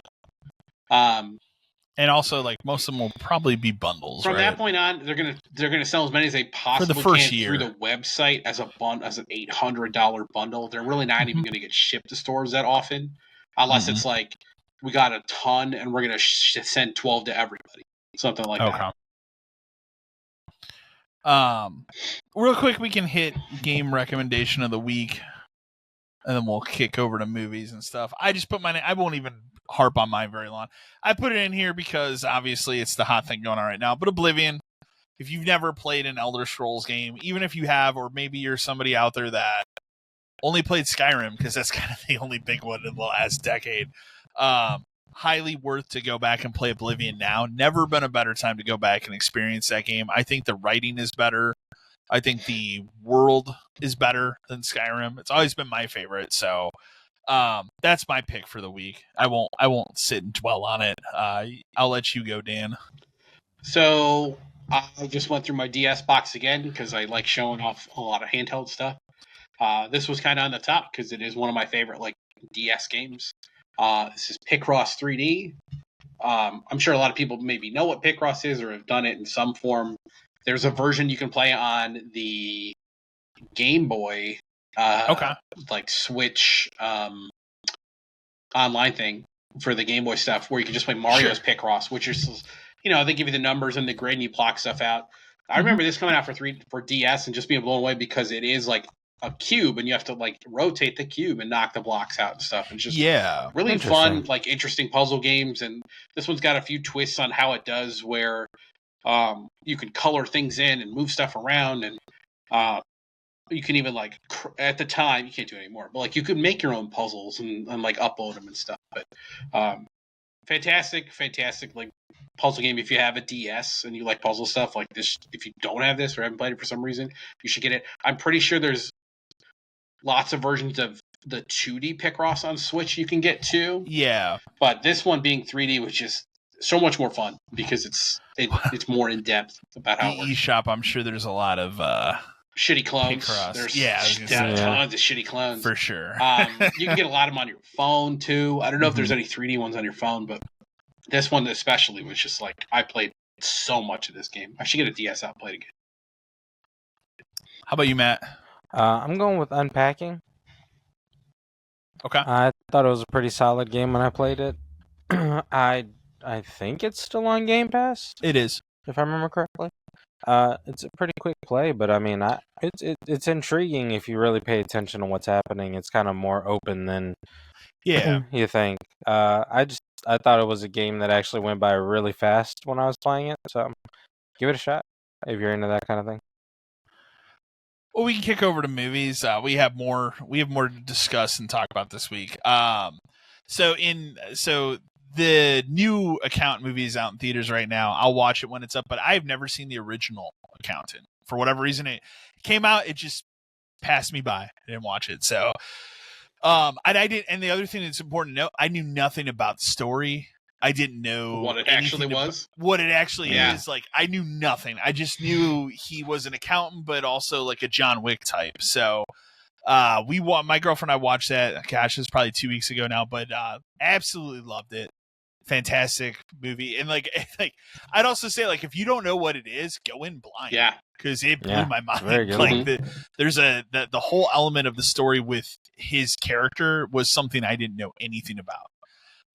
And so then going into it and realizing, oh, that's a huge element of this story. Pretty cool. So fantastic. I really want to see the new one. It looks awesome. Couple times we sat on like, maybe we should go, but we couldn't figure out a good time to get out to see the second one. I finally took the bullet because I didn't know if it was gonna be Matt or I that would take the bullet on this one, but I watched The Rule of Jenny Penn. So proud of which you. is the it's got John Lithgow and Jeffrey Rush. It's the nursing home horror movie where John Lithgow runs around with a little baby doll that's like he has attached to his hand and like basically just assaults people. It's not good. I've heard of this. Okay, it's not good. No fucking clue. What Also, I will say, I have seen. I will say this movie has too much piss in it. Okay, like for an old person movie, like just not. Or it not grabbed enough. me in the beginning. It grabbed me in the beginning because the way it starts, Jeffrey Rush's character is he's a judge. While he's on the stand, he has a stroke, and that's what lands him in the nursing home because he loses half of his ability to move around. And then just fucking weird shit starts to happen. Like he's sitting outside. The guy sitting next to him is an old dude that's in there that is drinking and smoking. And the guy has like a little flask. He drops it, so the liquor goes all over him. And then as he's trying to light a cigarette, he drops that and just lights himself on fire. And Jeffrey Rush can't do anything because he had a stroke. He's partially paralyzed. So he has to just sit there and watch this dude die. Like, it's absurd. So, like, that part of it kind of grabbed me into it. But then, unfortunately, the minute John Lithgow comes in, it's not enjoyable at all. It's just kind of, I would here's what I would say. It's like if you were a kid and ever went to a summer camp and there was like maybe the kid there that's the bully, and they start to pick on you. Imagine that, but set in a nursing home, and you're in your like 80s. That's exactly what this movie is. It's not good. It Again, sounds like a 5. terrible. It's terrible. Yeah, I wanted like a horror, like supernatural element. There's none of that in this movie. I'm only gonna mention it because it's fucking crazy, and probably nobody's gonna give a shit about this. But you and I behind the scenes have talked about, like, for whatever reason, NBC decided to move Law and Order: Organized Crime to Peacock, which is weird. Well, I mean, I kind of get it because they want some reason for people to watch that other than The Office. Well, with moving this show to Peacock, we have increased the level of grit, language, violence to this show that it is almost an HBO show now. Hell yeah. We're dropping F-bombs, which sound awkward as hell. Well, these I days. told you the one episode I watched, I'm caught up on it now, but the first episode, they were trailing this guy that was part of human trafficking. They handed off this girl to some guy to take to his quote-unquote workshop, and they walk in, and he's literally with a nail gun nailing this woman to a wall. It's fucked up. And I'm like, I get why it's not on TV now. Like, Damn. you could do that. But I also would say, I think the show's better for it to be on Peacock. Yeah. It makes it enough different. Like, even if you don't like Stabler as a character, because he is a fucking insane hothead. That's what Matt and I have been talking about. That like, he has a job.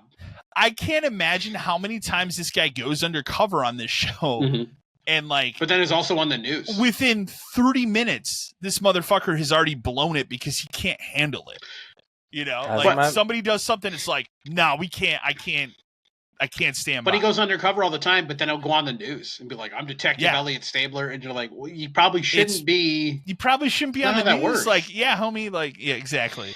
He also likes using the name Hank a lot when he's undercover. I'm like, sure. I think people know you're Hank now, dude. Like, I don't know. I still like the show, though. And I think it's better being on that. The other movie I watched, the other bullet I took, and I cannot recommend this one either, is that movie Drop that came out. I don't know how much you know either of this one. This is the one where I will tell you that a lot of times if there's a movie where I'm like, that's kind of interesting, but I don't want to waste my fucking time, I will read the movie spoiler for it. So I read this one, so I know what happens. Okay. This is one you could watch. That's not why I skipped it. I skipped it because like I knew it was probably going to end up being dumb, and I didn't want to waste an hour and a half. So I'll say this, like the premise of the movie is this woman hasn't been on a date in like 5 years because she was in an abusive relationship. She goes out on her first date, leaves her kid at home, meets this guy. It's set in Chicago. She meets this guy. They're in a fancy restaurant that's up in like the sky part of the city. It's in a high rise. And she starts getting airdrops from somebody that basically wants her to kill her date. And I will say the twist of who the person is, it's an interesting premise. The twist of who the person is well done. Unfortunately, after that reveal, the last like 10 to 15 minutes of this movie is so fucking off the rails. Seems to lose believability. It is insane. The things that happen in the last 10 to 15 minutes. And I'm not going to spoil it, but that ruined it for me. Mm-hmm. Where I was like, it's also one of those movies where you have to be okay with a certain level of cringe. Because it's the kind of thing where like this woman has to try and get out of this situation. So there'll be something like, okay, well, what if I try to move tables to a different table? Can this person see me there? And so she'll make up an excuse like, oh, I'm afraid of heights. I don't want to sit at this table. They start moving. She'll get a text from that guy. Don't fucking move tables. Oh, shit. Then she has to make up an excuse. So it's like that level of cringe you have to be okay with. There is also, and I didn't think about it until my friend brought it up because he watched it today. There's one major plot hole that is very glaring. From what sticks out. From what I read about it, it also seems a little convoluted. Like it seems like there's an easier way to accomplish the goal of this that could have been done. Yes, even in the same scenario, there's again. I read through it, but like as I'm reading, I'm like, this seems like we could have done this easier and faster. And couldn't you have just hired a hitman to snipe this dude? Anything. There then just airdrop this woman, and there's a few better solutions to kill this guy. Instead of a 90-minute movie, that could have been a 5-minute torture thing. her son. Like that could have been a 5-minute thing. Her son. Like there's a little. They don't even really torture her son. I know, but they send someone there to do that. Yeah. You can't. This is how we're gonna do it. It's weird. Yeah, a little weird. Awkward. 5 out of 10. I would say don't waste your time. And then the last thing we finally finished it last night, Castlevania Nocturne Season 2. I did not know that it basically wrapped every single thing that was going on up at the point that, like, I don't know if there's going to be a Season 3 or if we're just going to do the next story, which logically it should be Symphony of the Night at this point. Okay. So, but it wrapped up. I mean, every single storyline going on in this thing has now had a great wrap up. We're good. You don't need to make a third season of this. They did also do, in true Castlevania anime fashion, like the final battle. It's a show where like they have really good music, but they don't really use any of the Castlevania music in it until there's a big battle. And man, when they get to that battle, boy, that is a banger. So it's awesome though. I really enjoyed it. I do want to see them do Symphony of the Night. And I think at this point that would be the logical next step, would just be Series 3. But it depends on what the viewership was. I don't know. So, but I enjoyed it. I just was shocked to see it all wrapped up. Like, it's literally like, hey, if you go back and think like every single storyline going on, it's all wrapped up. So, I will kick it off to you though, because you have seen the hot new release of the week. Right. I know all about it. Yeah. We won't spoil it. I'm going to spoil one thing, but that's it. That's fine. Do it. And it really doesn't affect fucking anything, so I'm going to spoil it. I don't think so either. So I saw Thunderbolts, an MCU movie, like, you know, obviously the next MCU movie before we get to Fantastic Four. I know, Kyle, you have some kind of burning passion to hate this movie. I liked it. But when it was all said and done, I came out of it going, you know what? Actually, like, I had a good time. And I don't know how often I can say that about not just MCU movies, but superhero movies in general recently. I mean, I'm sure it's a better movie than Brave New World. It has more of a structure. It has more of a plot. It makes sense. Like, it's Brave New World, just like we talked about it ad nauseum, like it falls apart over and over and over again. And there's like a throwaway line to it in this too, so it does confirm that it is after it. But interesting. The plot of the movie is it really follows around Yelena, you know, the Black Widow or White Widow, or whatever you want to call it. The new Black Widow. Yeah. Follows her for the most part, and then, like, you know, her quote unquote stepdad or father, who, you know, they were a CIA plant family or whatever, a Russian plant family.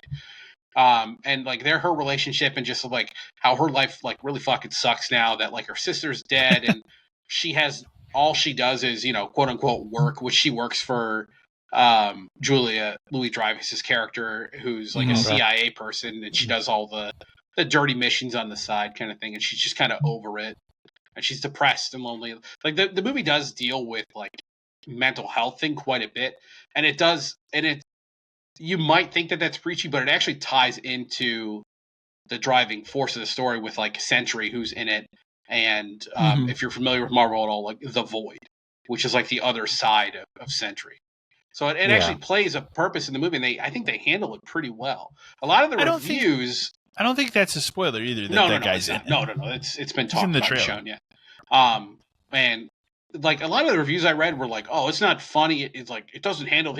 I thought it was plenty funny enough. And like, do you want it to be a fucking comedy? Like, I don't understand. What do you want from these movies anymore? Like, I just want it to be Marvel characters facing a problem and doing it well and like kind of having some fun, but it doesn't have to be. I don't have to be laughing every 2 minutes. Yeah. So some of the reviews on it seemed a little harsh, although it is certified fresh, and I can see why. Like, it's enjoyable. The one thing that really ticked me off about the movie, and this is a plot thread from fucking Black Widow, is so Taskmaster's in it again. And again, it's the female Taskmaster. Again, not the problem. The problem is it's not Taskmaster. It's not Taskmaster. He doesn't. There's no funny quips or like I'm an asshole kind of a thing. You know, they upload the moves by USB drive. Yeah. Like, it's just a completely like bastardized version of what the character could have been. Whatever. I like Taskmaster. Maybe they'll fix her in this movie. Maybe it'll make more sense in this movie. if she didn't die and almost immediately. She gets fucking shot in the head after maybe 5 minutes of screen time and talked about once more and then fucking forgotten about. It is insane. Like, it's like what they did to that character credits. in Suicide Squad. She's in the fucking movie poster. But then, but now that I think about it, she's not in any of these red carpet premieres with all the other women in the movie. Because all of them are taking pictures together, but she's not there. Did she ever take her mask off in the Black Widow movie? I mean, I think once. I've written that movie off so hard. That movie goes over my head, but it's bad. Yeah, so she takes it off once at the point of this movie, and that's kind of like when all the characters are meeting each other and realizing what's actually going on and what they have to do. And I will say it does a lot to redeem the characters like the U.S. agent, because remember in his show and Winter Soldier, he's a huge piece of shit. And my favorite part is they do reference the fact that he fucking murdered someone like in broad daylight. Yeah. Like that comes up. So like we're not erasing the past of these characters. We're using it to kind of drive them forward because they all have these issues, and the climax of the film is like accepting these things and moving on, kind of thing. Overall, like I had a really good time. Like of all of this stuff recently, you could do far worse than this. Yeah. And we have with whatever the Sony fucking universe tried to do. Well, and and before it, I got that Superman trailer again, and I just kept thinking to myself, like, man, I hope. I don't know, man. I'm hoping. I hope. But I have high hope. But the more I see that trailer, the more I think that the Superman's going to be kind of preachy, and I don't know if I want that, man. I kind of just want him to do heroic shit. Yeah. So we'll see. But the end credits scene, the mid one it's just a funny joke with your buddy David Harbour, who's the comic relief in the movie, and he's great because he's just fun in every fucking scene he's in. Yeah. And then the weird one is the final credit scene is like 3 minutes long. It's weird. It's long. The credit's really long. And it's really kind of like setting up, not just because like I'm not going to spoil what the final thing is. If you want to know what it is, you can kind of guess what movie it's setting up. But it's also setting up stuff beyond this. Like, it really is. And because they have a long talk about, like, are they a team now, all this other stuff. And it kind of goes on for a while. But it's really trying to set up 3 movies from now, which I think is maybe important if we're going to really try to build towards Doomsday and Secret Wars on the end. So, overall, I would give it probably 7.5. If I'm not allowed points, I would go 8. Just because like I walked out of it. I heard the Taskmaster thing, and I thought that was a positive because it's such a bastardization of that character. I didn't like it because I was hoping she could have been redeemed.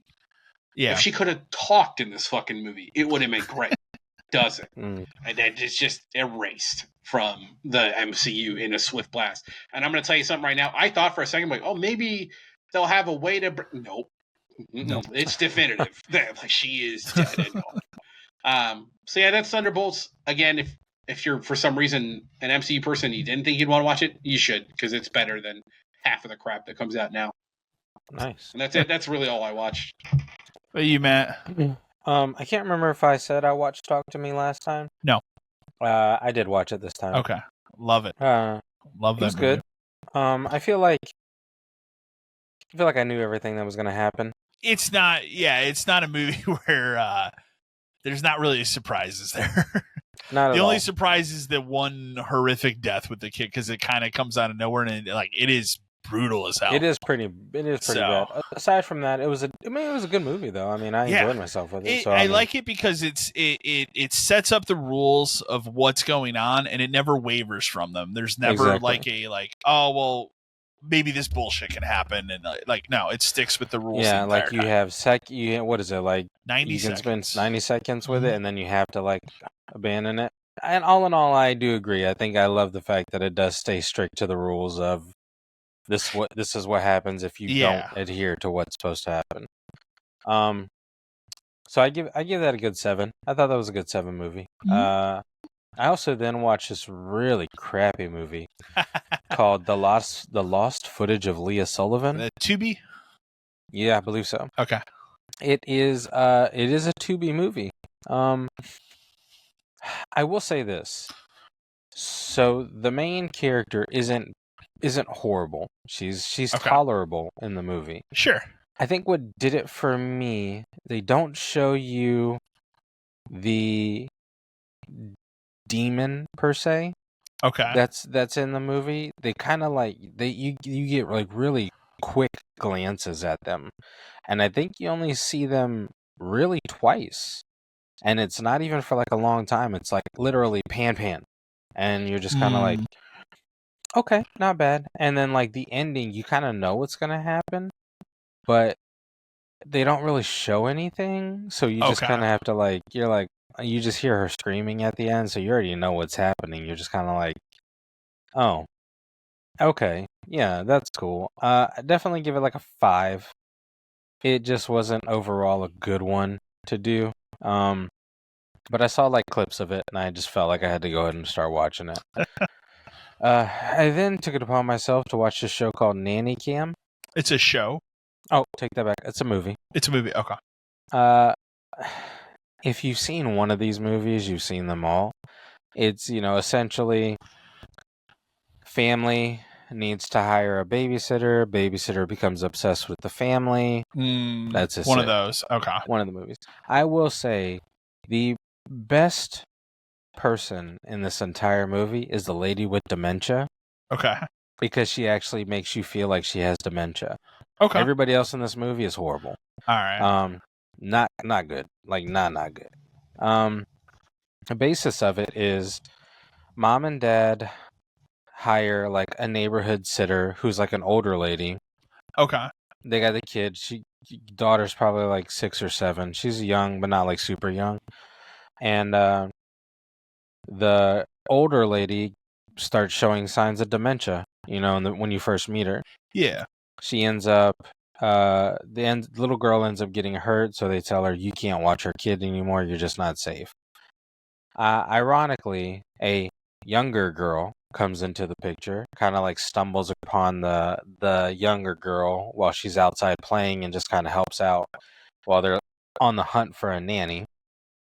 And as you can kind of guess from there, she becomes obsessed with the husband and essentially tries to take the husband from the mom. And but I will say the twist of this movie was interesting at the fact that the babysitter thought she was the drop-off baby of the mother, which is something really interesting. I didn't see that coming.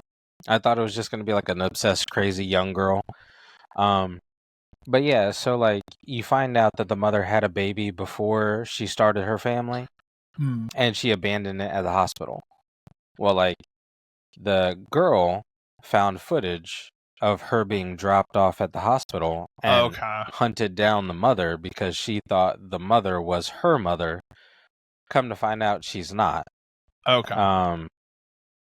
But you don't find that out until the very end. Yeah. Really, it's a really crappy movie. I give it a 3 out of 10. Well, I see a bullet here you took. I don't know if it's a good one or a bad one. I watched The Woman in the Yard. Okay. It was not horrible. Okay. But it was also not great. It's kind of middle of the road. Middle of the road. I think the mom in the movie did a fantastic job. Okay. She really made you believe that she was actually just going insane, essentially. Okay.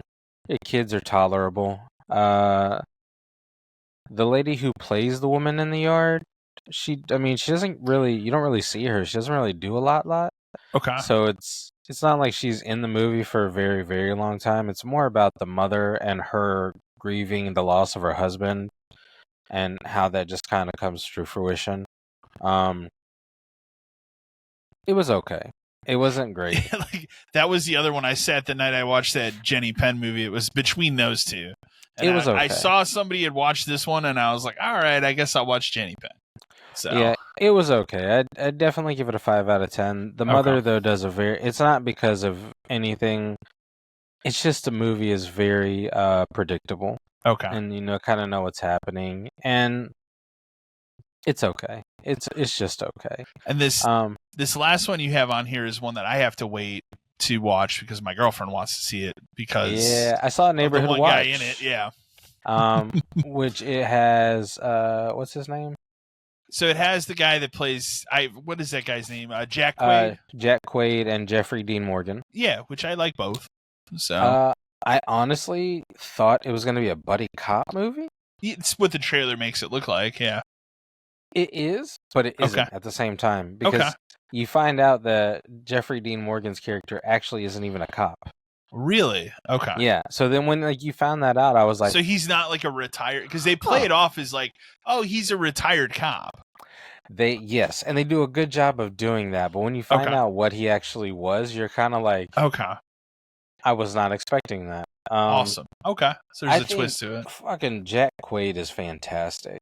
He's a very good actor, and I had somebody else tell me in the last couple days that Novocaine is very good. I haven't watched that yet either. I do want to watch that. I can't because, again, my girlfriend really likes Jack Quaid, so like those two movies, she's like, I want to see those. Yeah, so my wife, I haven't watched them yet. I told my wife about Novocaine when it first dropped. I told her I was really interested in seeing it, and she was like, I really want to see that too. She was like, it sounds interesting, so I'm waiting for her to watch that too. But dude, he plays this character really, really well. Like, essentially what it is you find out he was in like a mental institution. Okay. And he's got like, like a kind of like schizophrenia to where he gets, he starts talking to himself and then he doesn't know what's real and what's fake and sometimes in some scenarios. And that's kind of where it kind of leads to. So like, it's cool because Jeffrey Dean Morgan's character actually helps him kind of like evolve throughout the movie. And then of course Jack Quaid kind of helps Jeffrey throughout the movie too. Like they work well off of each other, but like Jack really played this role really solidly. Like I give this movie like an 8.5. It's a really good one. The ending was solid. Like all in all, it was just a really good movie. Yeah. Okay. That makes me feel a lot better. So yeah, very much. I saw it on here. I'm like, oh boy. So I'll tell you how bad my girlfriend has it for that guy. So this season of Next Level Chef, there is a guy on that show that looks almost identical to Jack Quaid, to the point that she's like, I hope that guy wins. And I'm just like, you just like him because he looks like Jack Quaid. So he's good, it's like man. anything that dude's in, she's like, I would like to see that. So. Yeah, he does this role very well, though. I will say, I think she'll really enjoy it because he plays it really good. Yeah, we might. It's kind of thing where we might just blast both those movies off one night. So yeah, I definitely say do it. Okay, that wraps you up. That wraps me up. Wraps you up. All right. Well, we'll hit off with end off here with emails as we always do. Obviously, we've read some of them, but we'll kick off this first one from Francis from Twin Lakes, Wisconsin. Howdy, guys. Love the last episode talking about the Switch 2. My question is, at this point, if Nintendo is going to go through the process of physically creating key cards to mimic the idea of having a physical copy of a game, should this technically still be something worth collecting? What's the viability of those things in, say, 20 years? That's where I'm presently at with it. I'm getting the system day one. I just don't know if I'm going to go all digital yet or not. Perhaps you guys can sway me one way or the other. Thanks. Go all digital. I was going to say, like, I think I said from the beginning, because of the key card thing, like, I'm just going to be digital for this system because, like, there's so much back and forth. Like, even as we've talked about since all of this was unveiled, and it's only been it feels like we've been talking about the Switch 2 unveiling for like 6 months, but it's only been a month. Like there's just so much bullshit around this system, but I feel like this is one of the biggest sticking points with a lot of people is the Game Geek card, and like, should it count as a physical copy? Should it not? I'm of the mindset of it's not. It doesn't count. It doesn't. So at that point, it's like, I'm not going to pay the Nintendo blood tax to have that on my shelf. I mean, the thing about the game key card is, like, first off, 20 years seems optimistic. I would cut that in half, especially for certain games. Certain games are just not going to work after a certain point. But the thing is like the game key cards, while I think they're dumb and they don't count as physical games, There's a lot of stuff that releases now that is useless without a day one patch. So is that any better? Not really. Not really. Yeah. The all digital future is, here. And it's bad because it means you really don't own anything anymore. Like, you just don't. This one day you're going to put that game key card into a Switch and it's going to not locate the game anymore. And it becomes garbage. It becomes nothing. I mean, that's crazy to me. But there's plenty of PS4 discs that aren't going to be something in a couple years. The example I always like to throw out is Starfield. Yeah. Starfield's just a install disc. Halo Infinite. That's the one reason I never got a copy of that, is because it's just literally an install disc that has nothing on it. So, wow.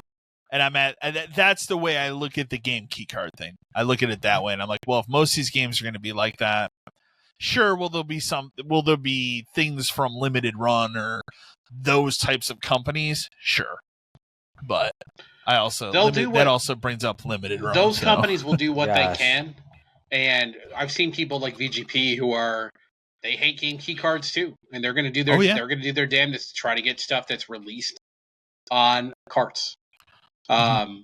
Because they are one of the biggest people in the world for actually getting reprints and all kinds of stuff of older games to actually come back.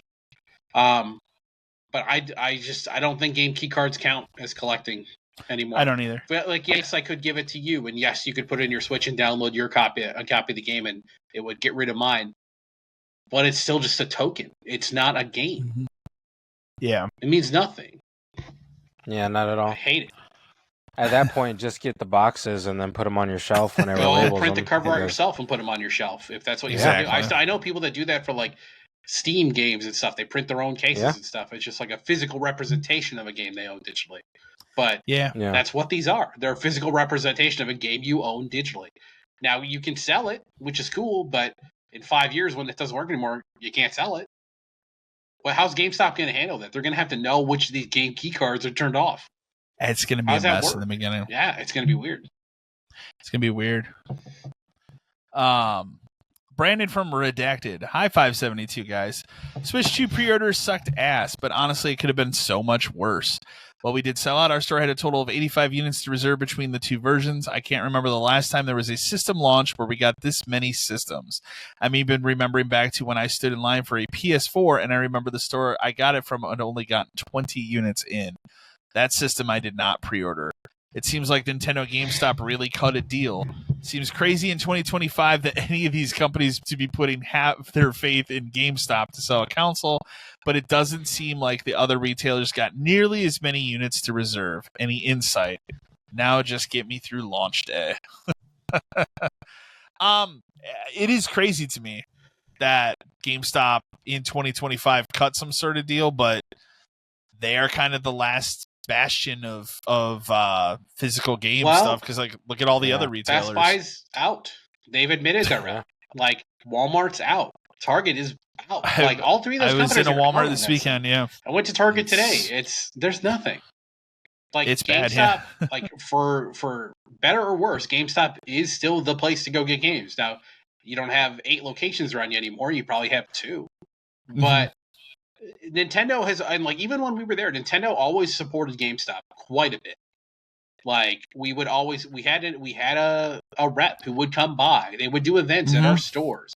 We'd always get plenty of Nintendo stuff all the time. Switches, we didn't get a ton, but we got a lot. And we had plenty of games and all that kind of stuff. Nintendo and GameStop get along for whatever reason. For as much as Nintendo and Amazon don't. And I think, and you have to think that that's a factor, because Nintendo fucking hates Amazon. Amazon burned them at some point. I don't think they did anything with Switch 2 pre-orders on Amazon. Still, they only have game key card games. They don't even have Nintendo games on there. Okay. So that's a huge factor. Where's all the Amazon stock going to go? GameStop. Yeah, that's where it's going to go. Yeah. It's. I get it. So I'm not surprised. Are reps still a big thing in 2025? GameStop, Nintendo reps? Nintendo. I don't know. Say PlayStation is probably that program has been discontinued. Okay, and as Microsoft, it was a joke when we were there. So that's because it was a third-party company that would show up and they had no idea what the fuck they talked about. every time you'd either get it confused, or I remember there was one specific guy that was like super hyped to be the Xbox person and was like, I'm going to see you guys monthly. And I just remember he went through a whole spiel and we never saw him again. Saw him one time. And he was like so like animate, like, I'm going to be your Microsoft guy. We're going to hype this up, that up. And then literally that guy walked off into the sunset and we never saw him again. Damn. So, but and I want to say that was also the last person that really came in for Microsoft stuff. So, because after that, it would just usually be like a marketing lady or something that would come in and she would switch off like the magnetic sign for like whatever the next big Xbox game was. And that was it. So, but yeah, it's, I agree with you. I think that's where the Amazon stock went, because I love to know the story of what they did to burn Nintendo. But it's been like that for years now. Yeah. Like you can buy Switch games and like on there and stuff now, especially like look on Woot, like how many deals on Woot there are for Switch physical games. But it's like if you want to go on and look for like a Switch system on Amazon, kind of hard to do. So like a regular Switch. Yeah. Next email we have comes to us from Casey from Lake Falls, North Carolina. Hi guys, I enjoy listening to y'all talk about movies and stuff throughout the episodes. I love the game discussions too, but especially the movie stuff. Being that y'all seem to be very into horror, are any of you planning on seeing and reviewing Clown in a Cornfield? Very on the fence with it and seem like it's a cash in on the clown craze lately, with Terrifier being such a hot property, but I'll admit the trailer intrigued me. What do y'all think? So I have acquired tickets to see Clown in a Cornfield this week. And I'm excited to see it. And what sold me on it was that it wasn't the trailer. It was, they put out like a 2-minute clip of one of the kills. And the kill was so fucking stupid to me that I laughed and was like, you got me. Because it was literally like this guy getting decapitated stupidly with weights. And the way his head kind of popped off and just went into a cooler, it made me laugh. And I was like, I'm kind of super into it. It has that like 80s slasher vibe, but it doesn't seem like it. It seems like, as you talk about with Terrifier, Matt, like there's not really, now we're starting to get to lore with Terrifier, but it seems like when it started, there was nothing. It's just like, what's this dude doing? Seems like there's at least some lore around this clown. So yeah, I kind of feel the same way, like because the trailer explains that he's got like a history in the in the place. That was my biggest problem with Terrifier 1 and 2 was like Art really just came out of fucking nowhere. And just kill some dude in a pizza parlor. Yeah. Just started killing folk. Mm-hmm. And I'm like, for me, I feel like the clown phase has kind of died recently. A little bit. And the only reason I want to go see Clown in the Cornfield was that the original trailer I showed you where those people are like ducking behind something and they're like, shh, shh, shh, shh. And they all and he's the last one. And he's like, that sold me too.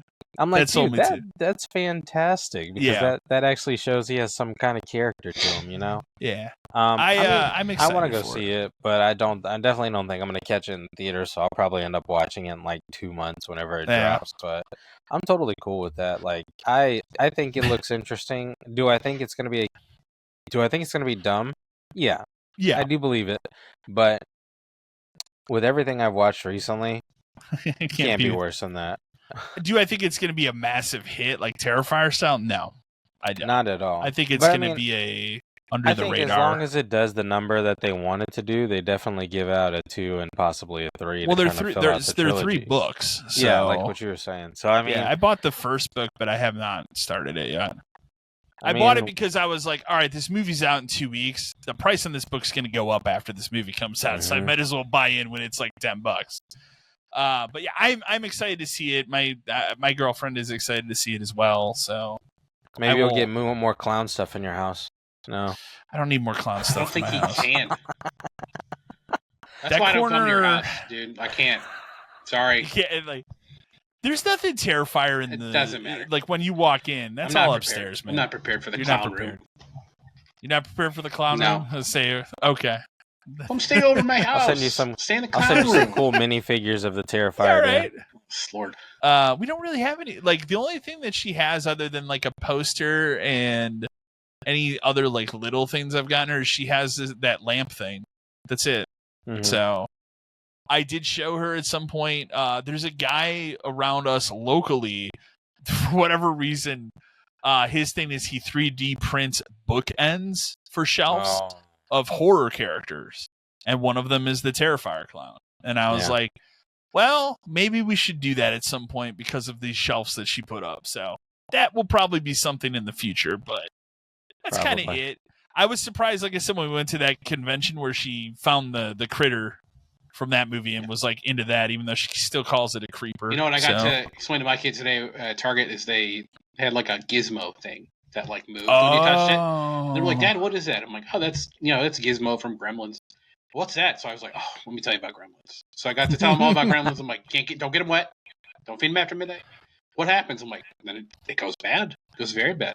is that? It's a little too Do you much. think it can? You think it's a little too If much? you think back on, I haven't seen Gremlins in probably I just saw it. fucking last- 20 years. But in Okay. my head, I remember it as being probably not appropriate for me when I was a kid. The thing that I think of when I always Gremlins think 2 of is Gremlins, weird. Gremlins 1 is kinda Gremlins 2 is the scary. spider thing. Yeah. Well, Gremlins that part, fuck 1 that part. Gremlins 1, the scene that I always think of, and then I think like, maybe not for a kid, is the kitchen scene Yeah. Yeah. where the mother is killing them, and like, that's kind of extreme for a PG movie. So, yeah, I could see maybe just another year or two. So, I don't know, but yeah, it's I'm not surprised. But Gizmo, it's like a Furby. I can see it.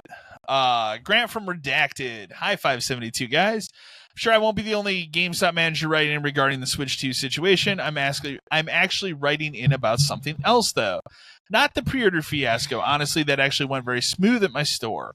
I'm at a store that's getting a lot more units than we anticipated, and while we did sell out, I didn't really have to turn anyone away that day until the very end of it, which was nice. What I do want to talk about, however, is GameStop's plans for the Switch 2 launch. Specifically, having us do the system transfers. I'll be blunt. This is in all caps. This is a terrible fucking idea. I've been with the company for quite some time, and I can remember going back to the 3DS days. Nintendo has never has shit together when it comes to system transfers. To then advertise this as something we'll do in-store on launch day? Yeesh. I'll be honest, the people that have asked me about it, I've told them to wait for more information, but I really just want to tell them to do it at home. I just really hope that we can do something like have them do it at home, bring their old system back after the fact, and we can do a return for credit or something. This process is going to be miserable. Any advice or ideas? Thanks. Well, we alluded to it, Dan, that people were not going to be happy about it on that side of the fence. Well, luckily, and I think this email might have been sent before Nintendo announced it, but Okay. there is a way where you can upload your Switch stuff to a server, okay. which then basically reformats your Switch. And then when you get your Switch 2, you can go home and while you're setting it up, download your stuff from the server to the Switch. Because how bad's that going to be that first day? it's going to be terrible and it will not work. However, Of course. it will work better than you trying to do this shit in a GameStop because you're going to have to connect over Wi-Fi, I would assume. Yep. Okay. Because didn't you have to for the 3DS and stuff? Yes. So Remember how shitty that process was, Yes. where you had to sit and watch the character go back and forth on this? Yeah. it's just not feasible for everyone to be doing this in a GameStop at the same time, at night, over Wi-Fi, with a system that might have enough charge to do half of it. Like, it's just not possible. I would tell people, No. if I was still running a store, I would tell people straight up, it's not going to work in here. It's just not. Your options are either you buy this Switch, you go home, you do it all yourself, and then you trade in your Switch for games, accessories, stuff, whatever after the fact. Yeah. Or you do it the way Nintendo suggests, which is honestly, even though it's going to suck, the best way to do it. Because then you can trade your Switch towards your Switch 2. The only other reasonable thing GameStop could possibly do is, like, you bought your Switch, there's an EBC code on your receipt, you go home, you do your transfer, you bring that code back with your Switch, and you can trade it and get a trade boost on your Switch towards other things. But we're not going to refund your Yeah. Switch 2 and give it back to you that way. We're not going to That's do going to that. get too goofy. That's too much Yeah. risk of giving money back and putting money. It's just not feasible. People will mess that up. It will get fucked up, and it'll get fucked up for everybody. So the Nintendo has given you a way to do it. Yeah. You have to trust that that is the way to do it, because that's probably how you're going to do it, even if you had both of them in your home.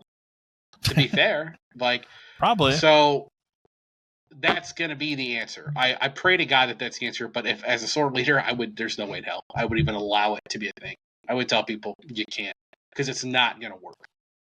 And the more people that try it at the same fucking time, it's going to get even worse. And these stores got 50, 60, 70, 80 pre-orders, and they're doing midnights. There's going to Are those people going to be there till 6 o'clock in the morning? At least 50% of these people are showing up to pick them up at midnight. Absolutely. So no, and then how long is the transfer going to take? 3 hours? What if everybody's using it at the same time? 4 hours? No way. We're closing at 1 o'clock. When the last person picks up their Switch in this line, we're closed. Yeah. Period. No. I don't care if you're in the middle of a transfer. I'll go unplug. I'll fucking hit the breaker box in the back of the store and turn everything off. Get out. There's no way. No, there's no way. It's impossible. It's going to be bad. It's going to be bad. So I was not aware. Like, I haven't looked at that at all. So, and that email, that was an email that came in a while ago. So it probably hit before that stuff. But I haven't looked at any of that transfer stuff at all. I just saw that they put up the patch and said, well, at least they're preparing for it. They're doing a little bit more there than they have in the past. So, our final email comes to us from Jace from Philadelphia, Pennsylvania. Hey guys, Microsoft and Bethesda shadow dropping Oblivion remastered. Do you think that this will happen again? And what would you guys rather see remastered at this point? Fallout 3 or Morrowind? Thanks. Tenchu. I think the easy answer most people are going to say is Fallout 3. Fallout 3 seems like the most likely. That has to be next, right? With the popularity of that show, I could see. Here's what I would think. I think Fallout 3 is this time next year, likely when season 2 of Fallout is going on. I also right? think it's easiest to do because it's very similar to Oblivion. It is. Exactly. It would be the same process. Morrowind would take a lot more work. Morrowind's a remake, not a remaster. Yeah, it isn't. It's a little bit more work. It's an Xbox I would love game. to see it. Yeah. I'd love to see it. That's a remake, and I also don't think they would ever go back farther beyond that. I think it's too hard. It's too hard. Unless you're remaking Daggerfall and Arena, no way. They're not doing that. But Fallout 3 is the same process as Oblivion just was. And yes, it will be shadow dropped because they just proved it works. Yeah. Do you think they do New Vegas as well at some point? They have that in their pocket. But Obsidian, like, obviously they'd have somebody else do it, but if they want Obsidian to do it, like, they got to get Outer Worlds 2 out and done. I would assume that this thing has been successful enough they'll just use Virtuoso again to do Fallout 3. Fallout 3 is already being it's being worked on. Play tested right now. It's being worked on. Yeah, it's ready. Yeah, absolutely. I think they sit on it until that show, season 2 of that show's out next year.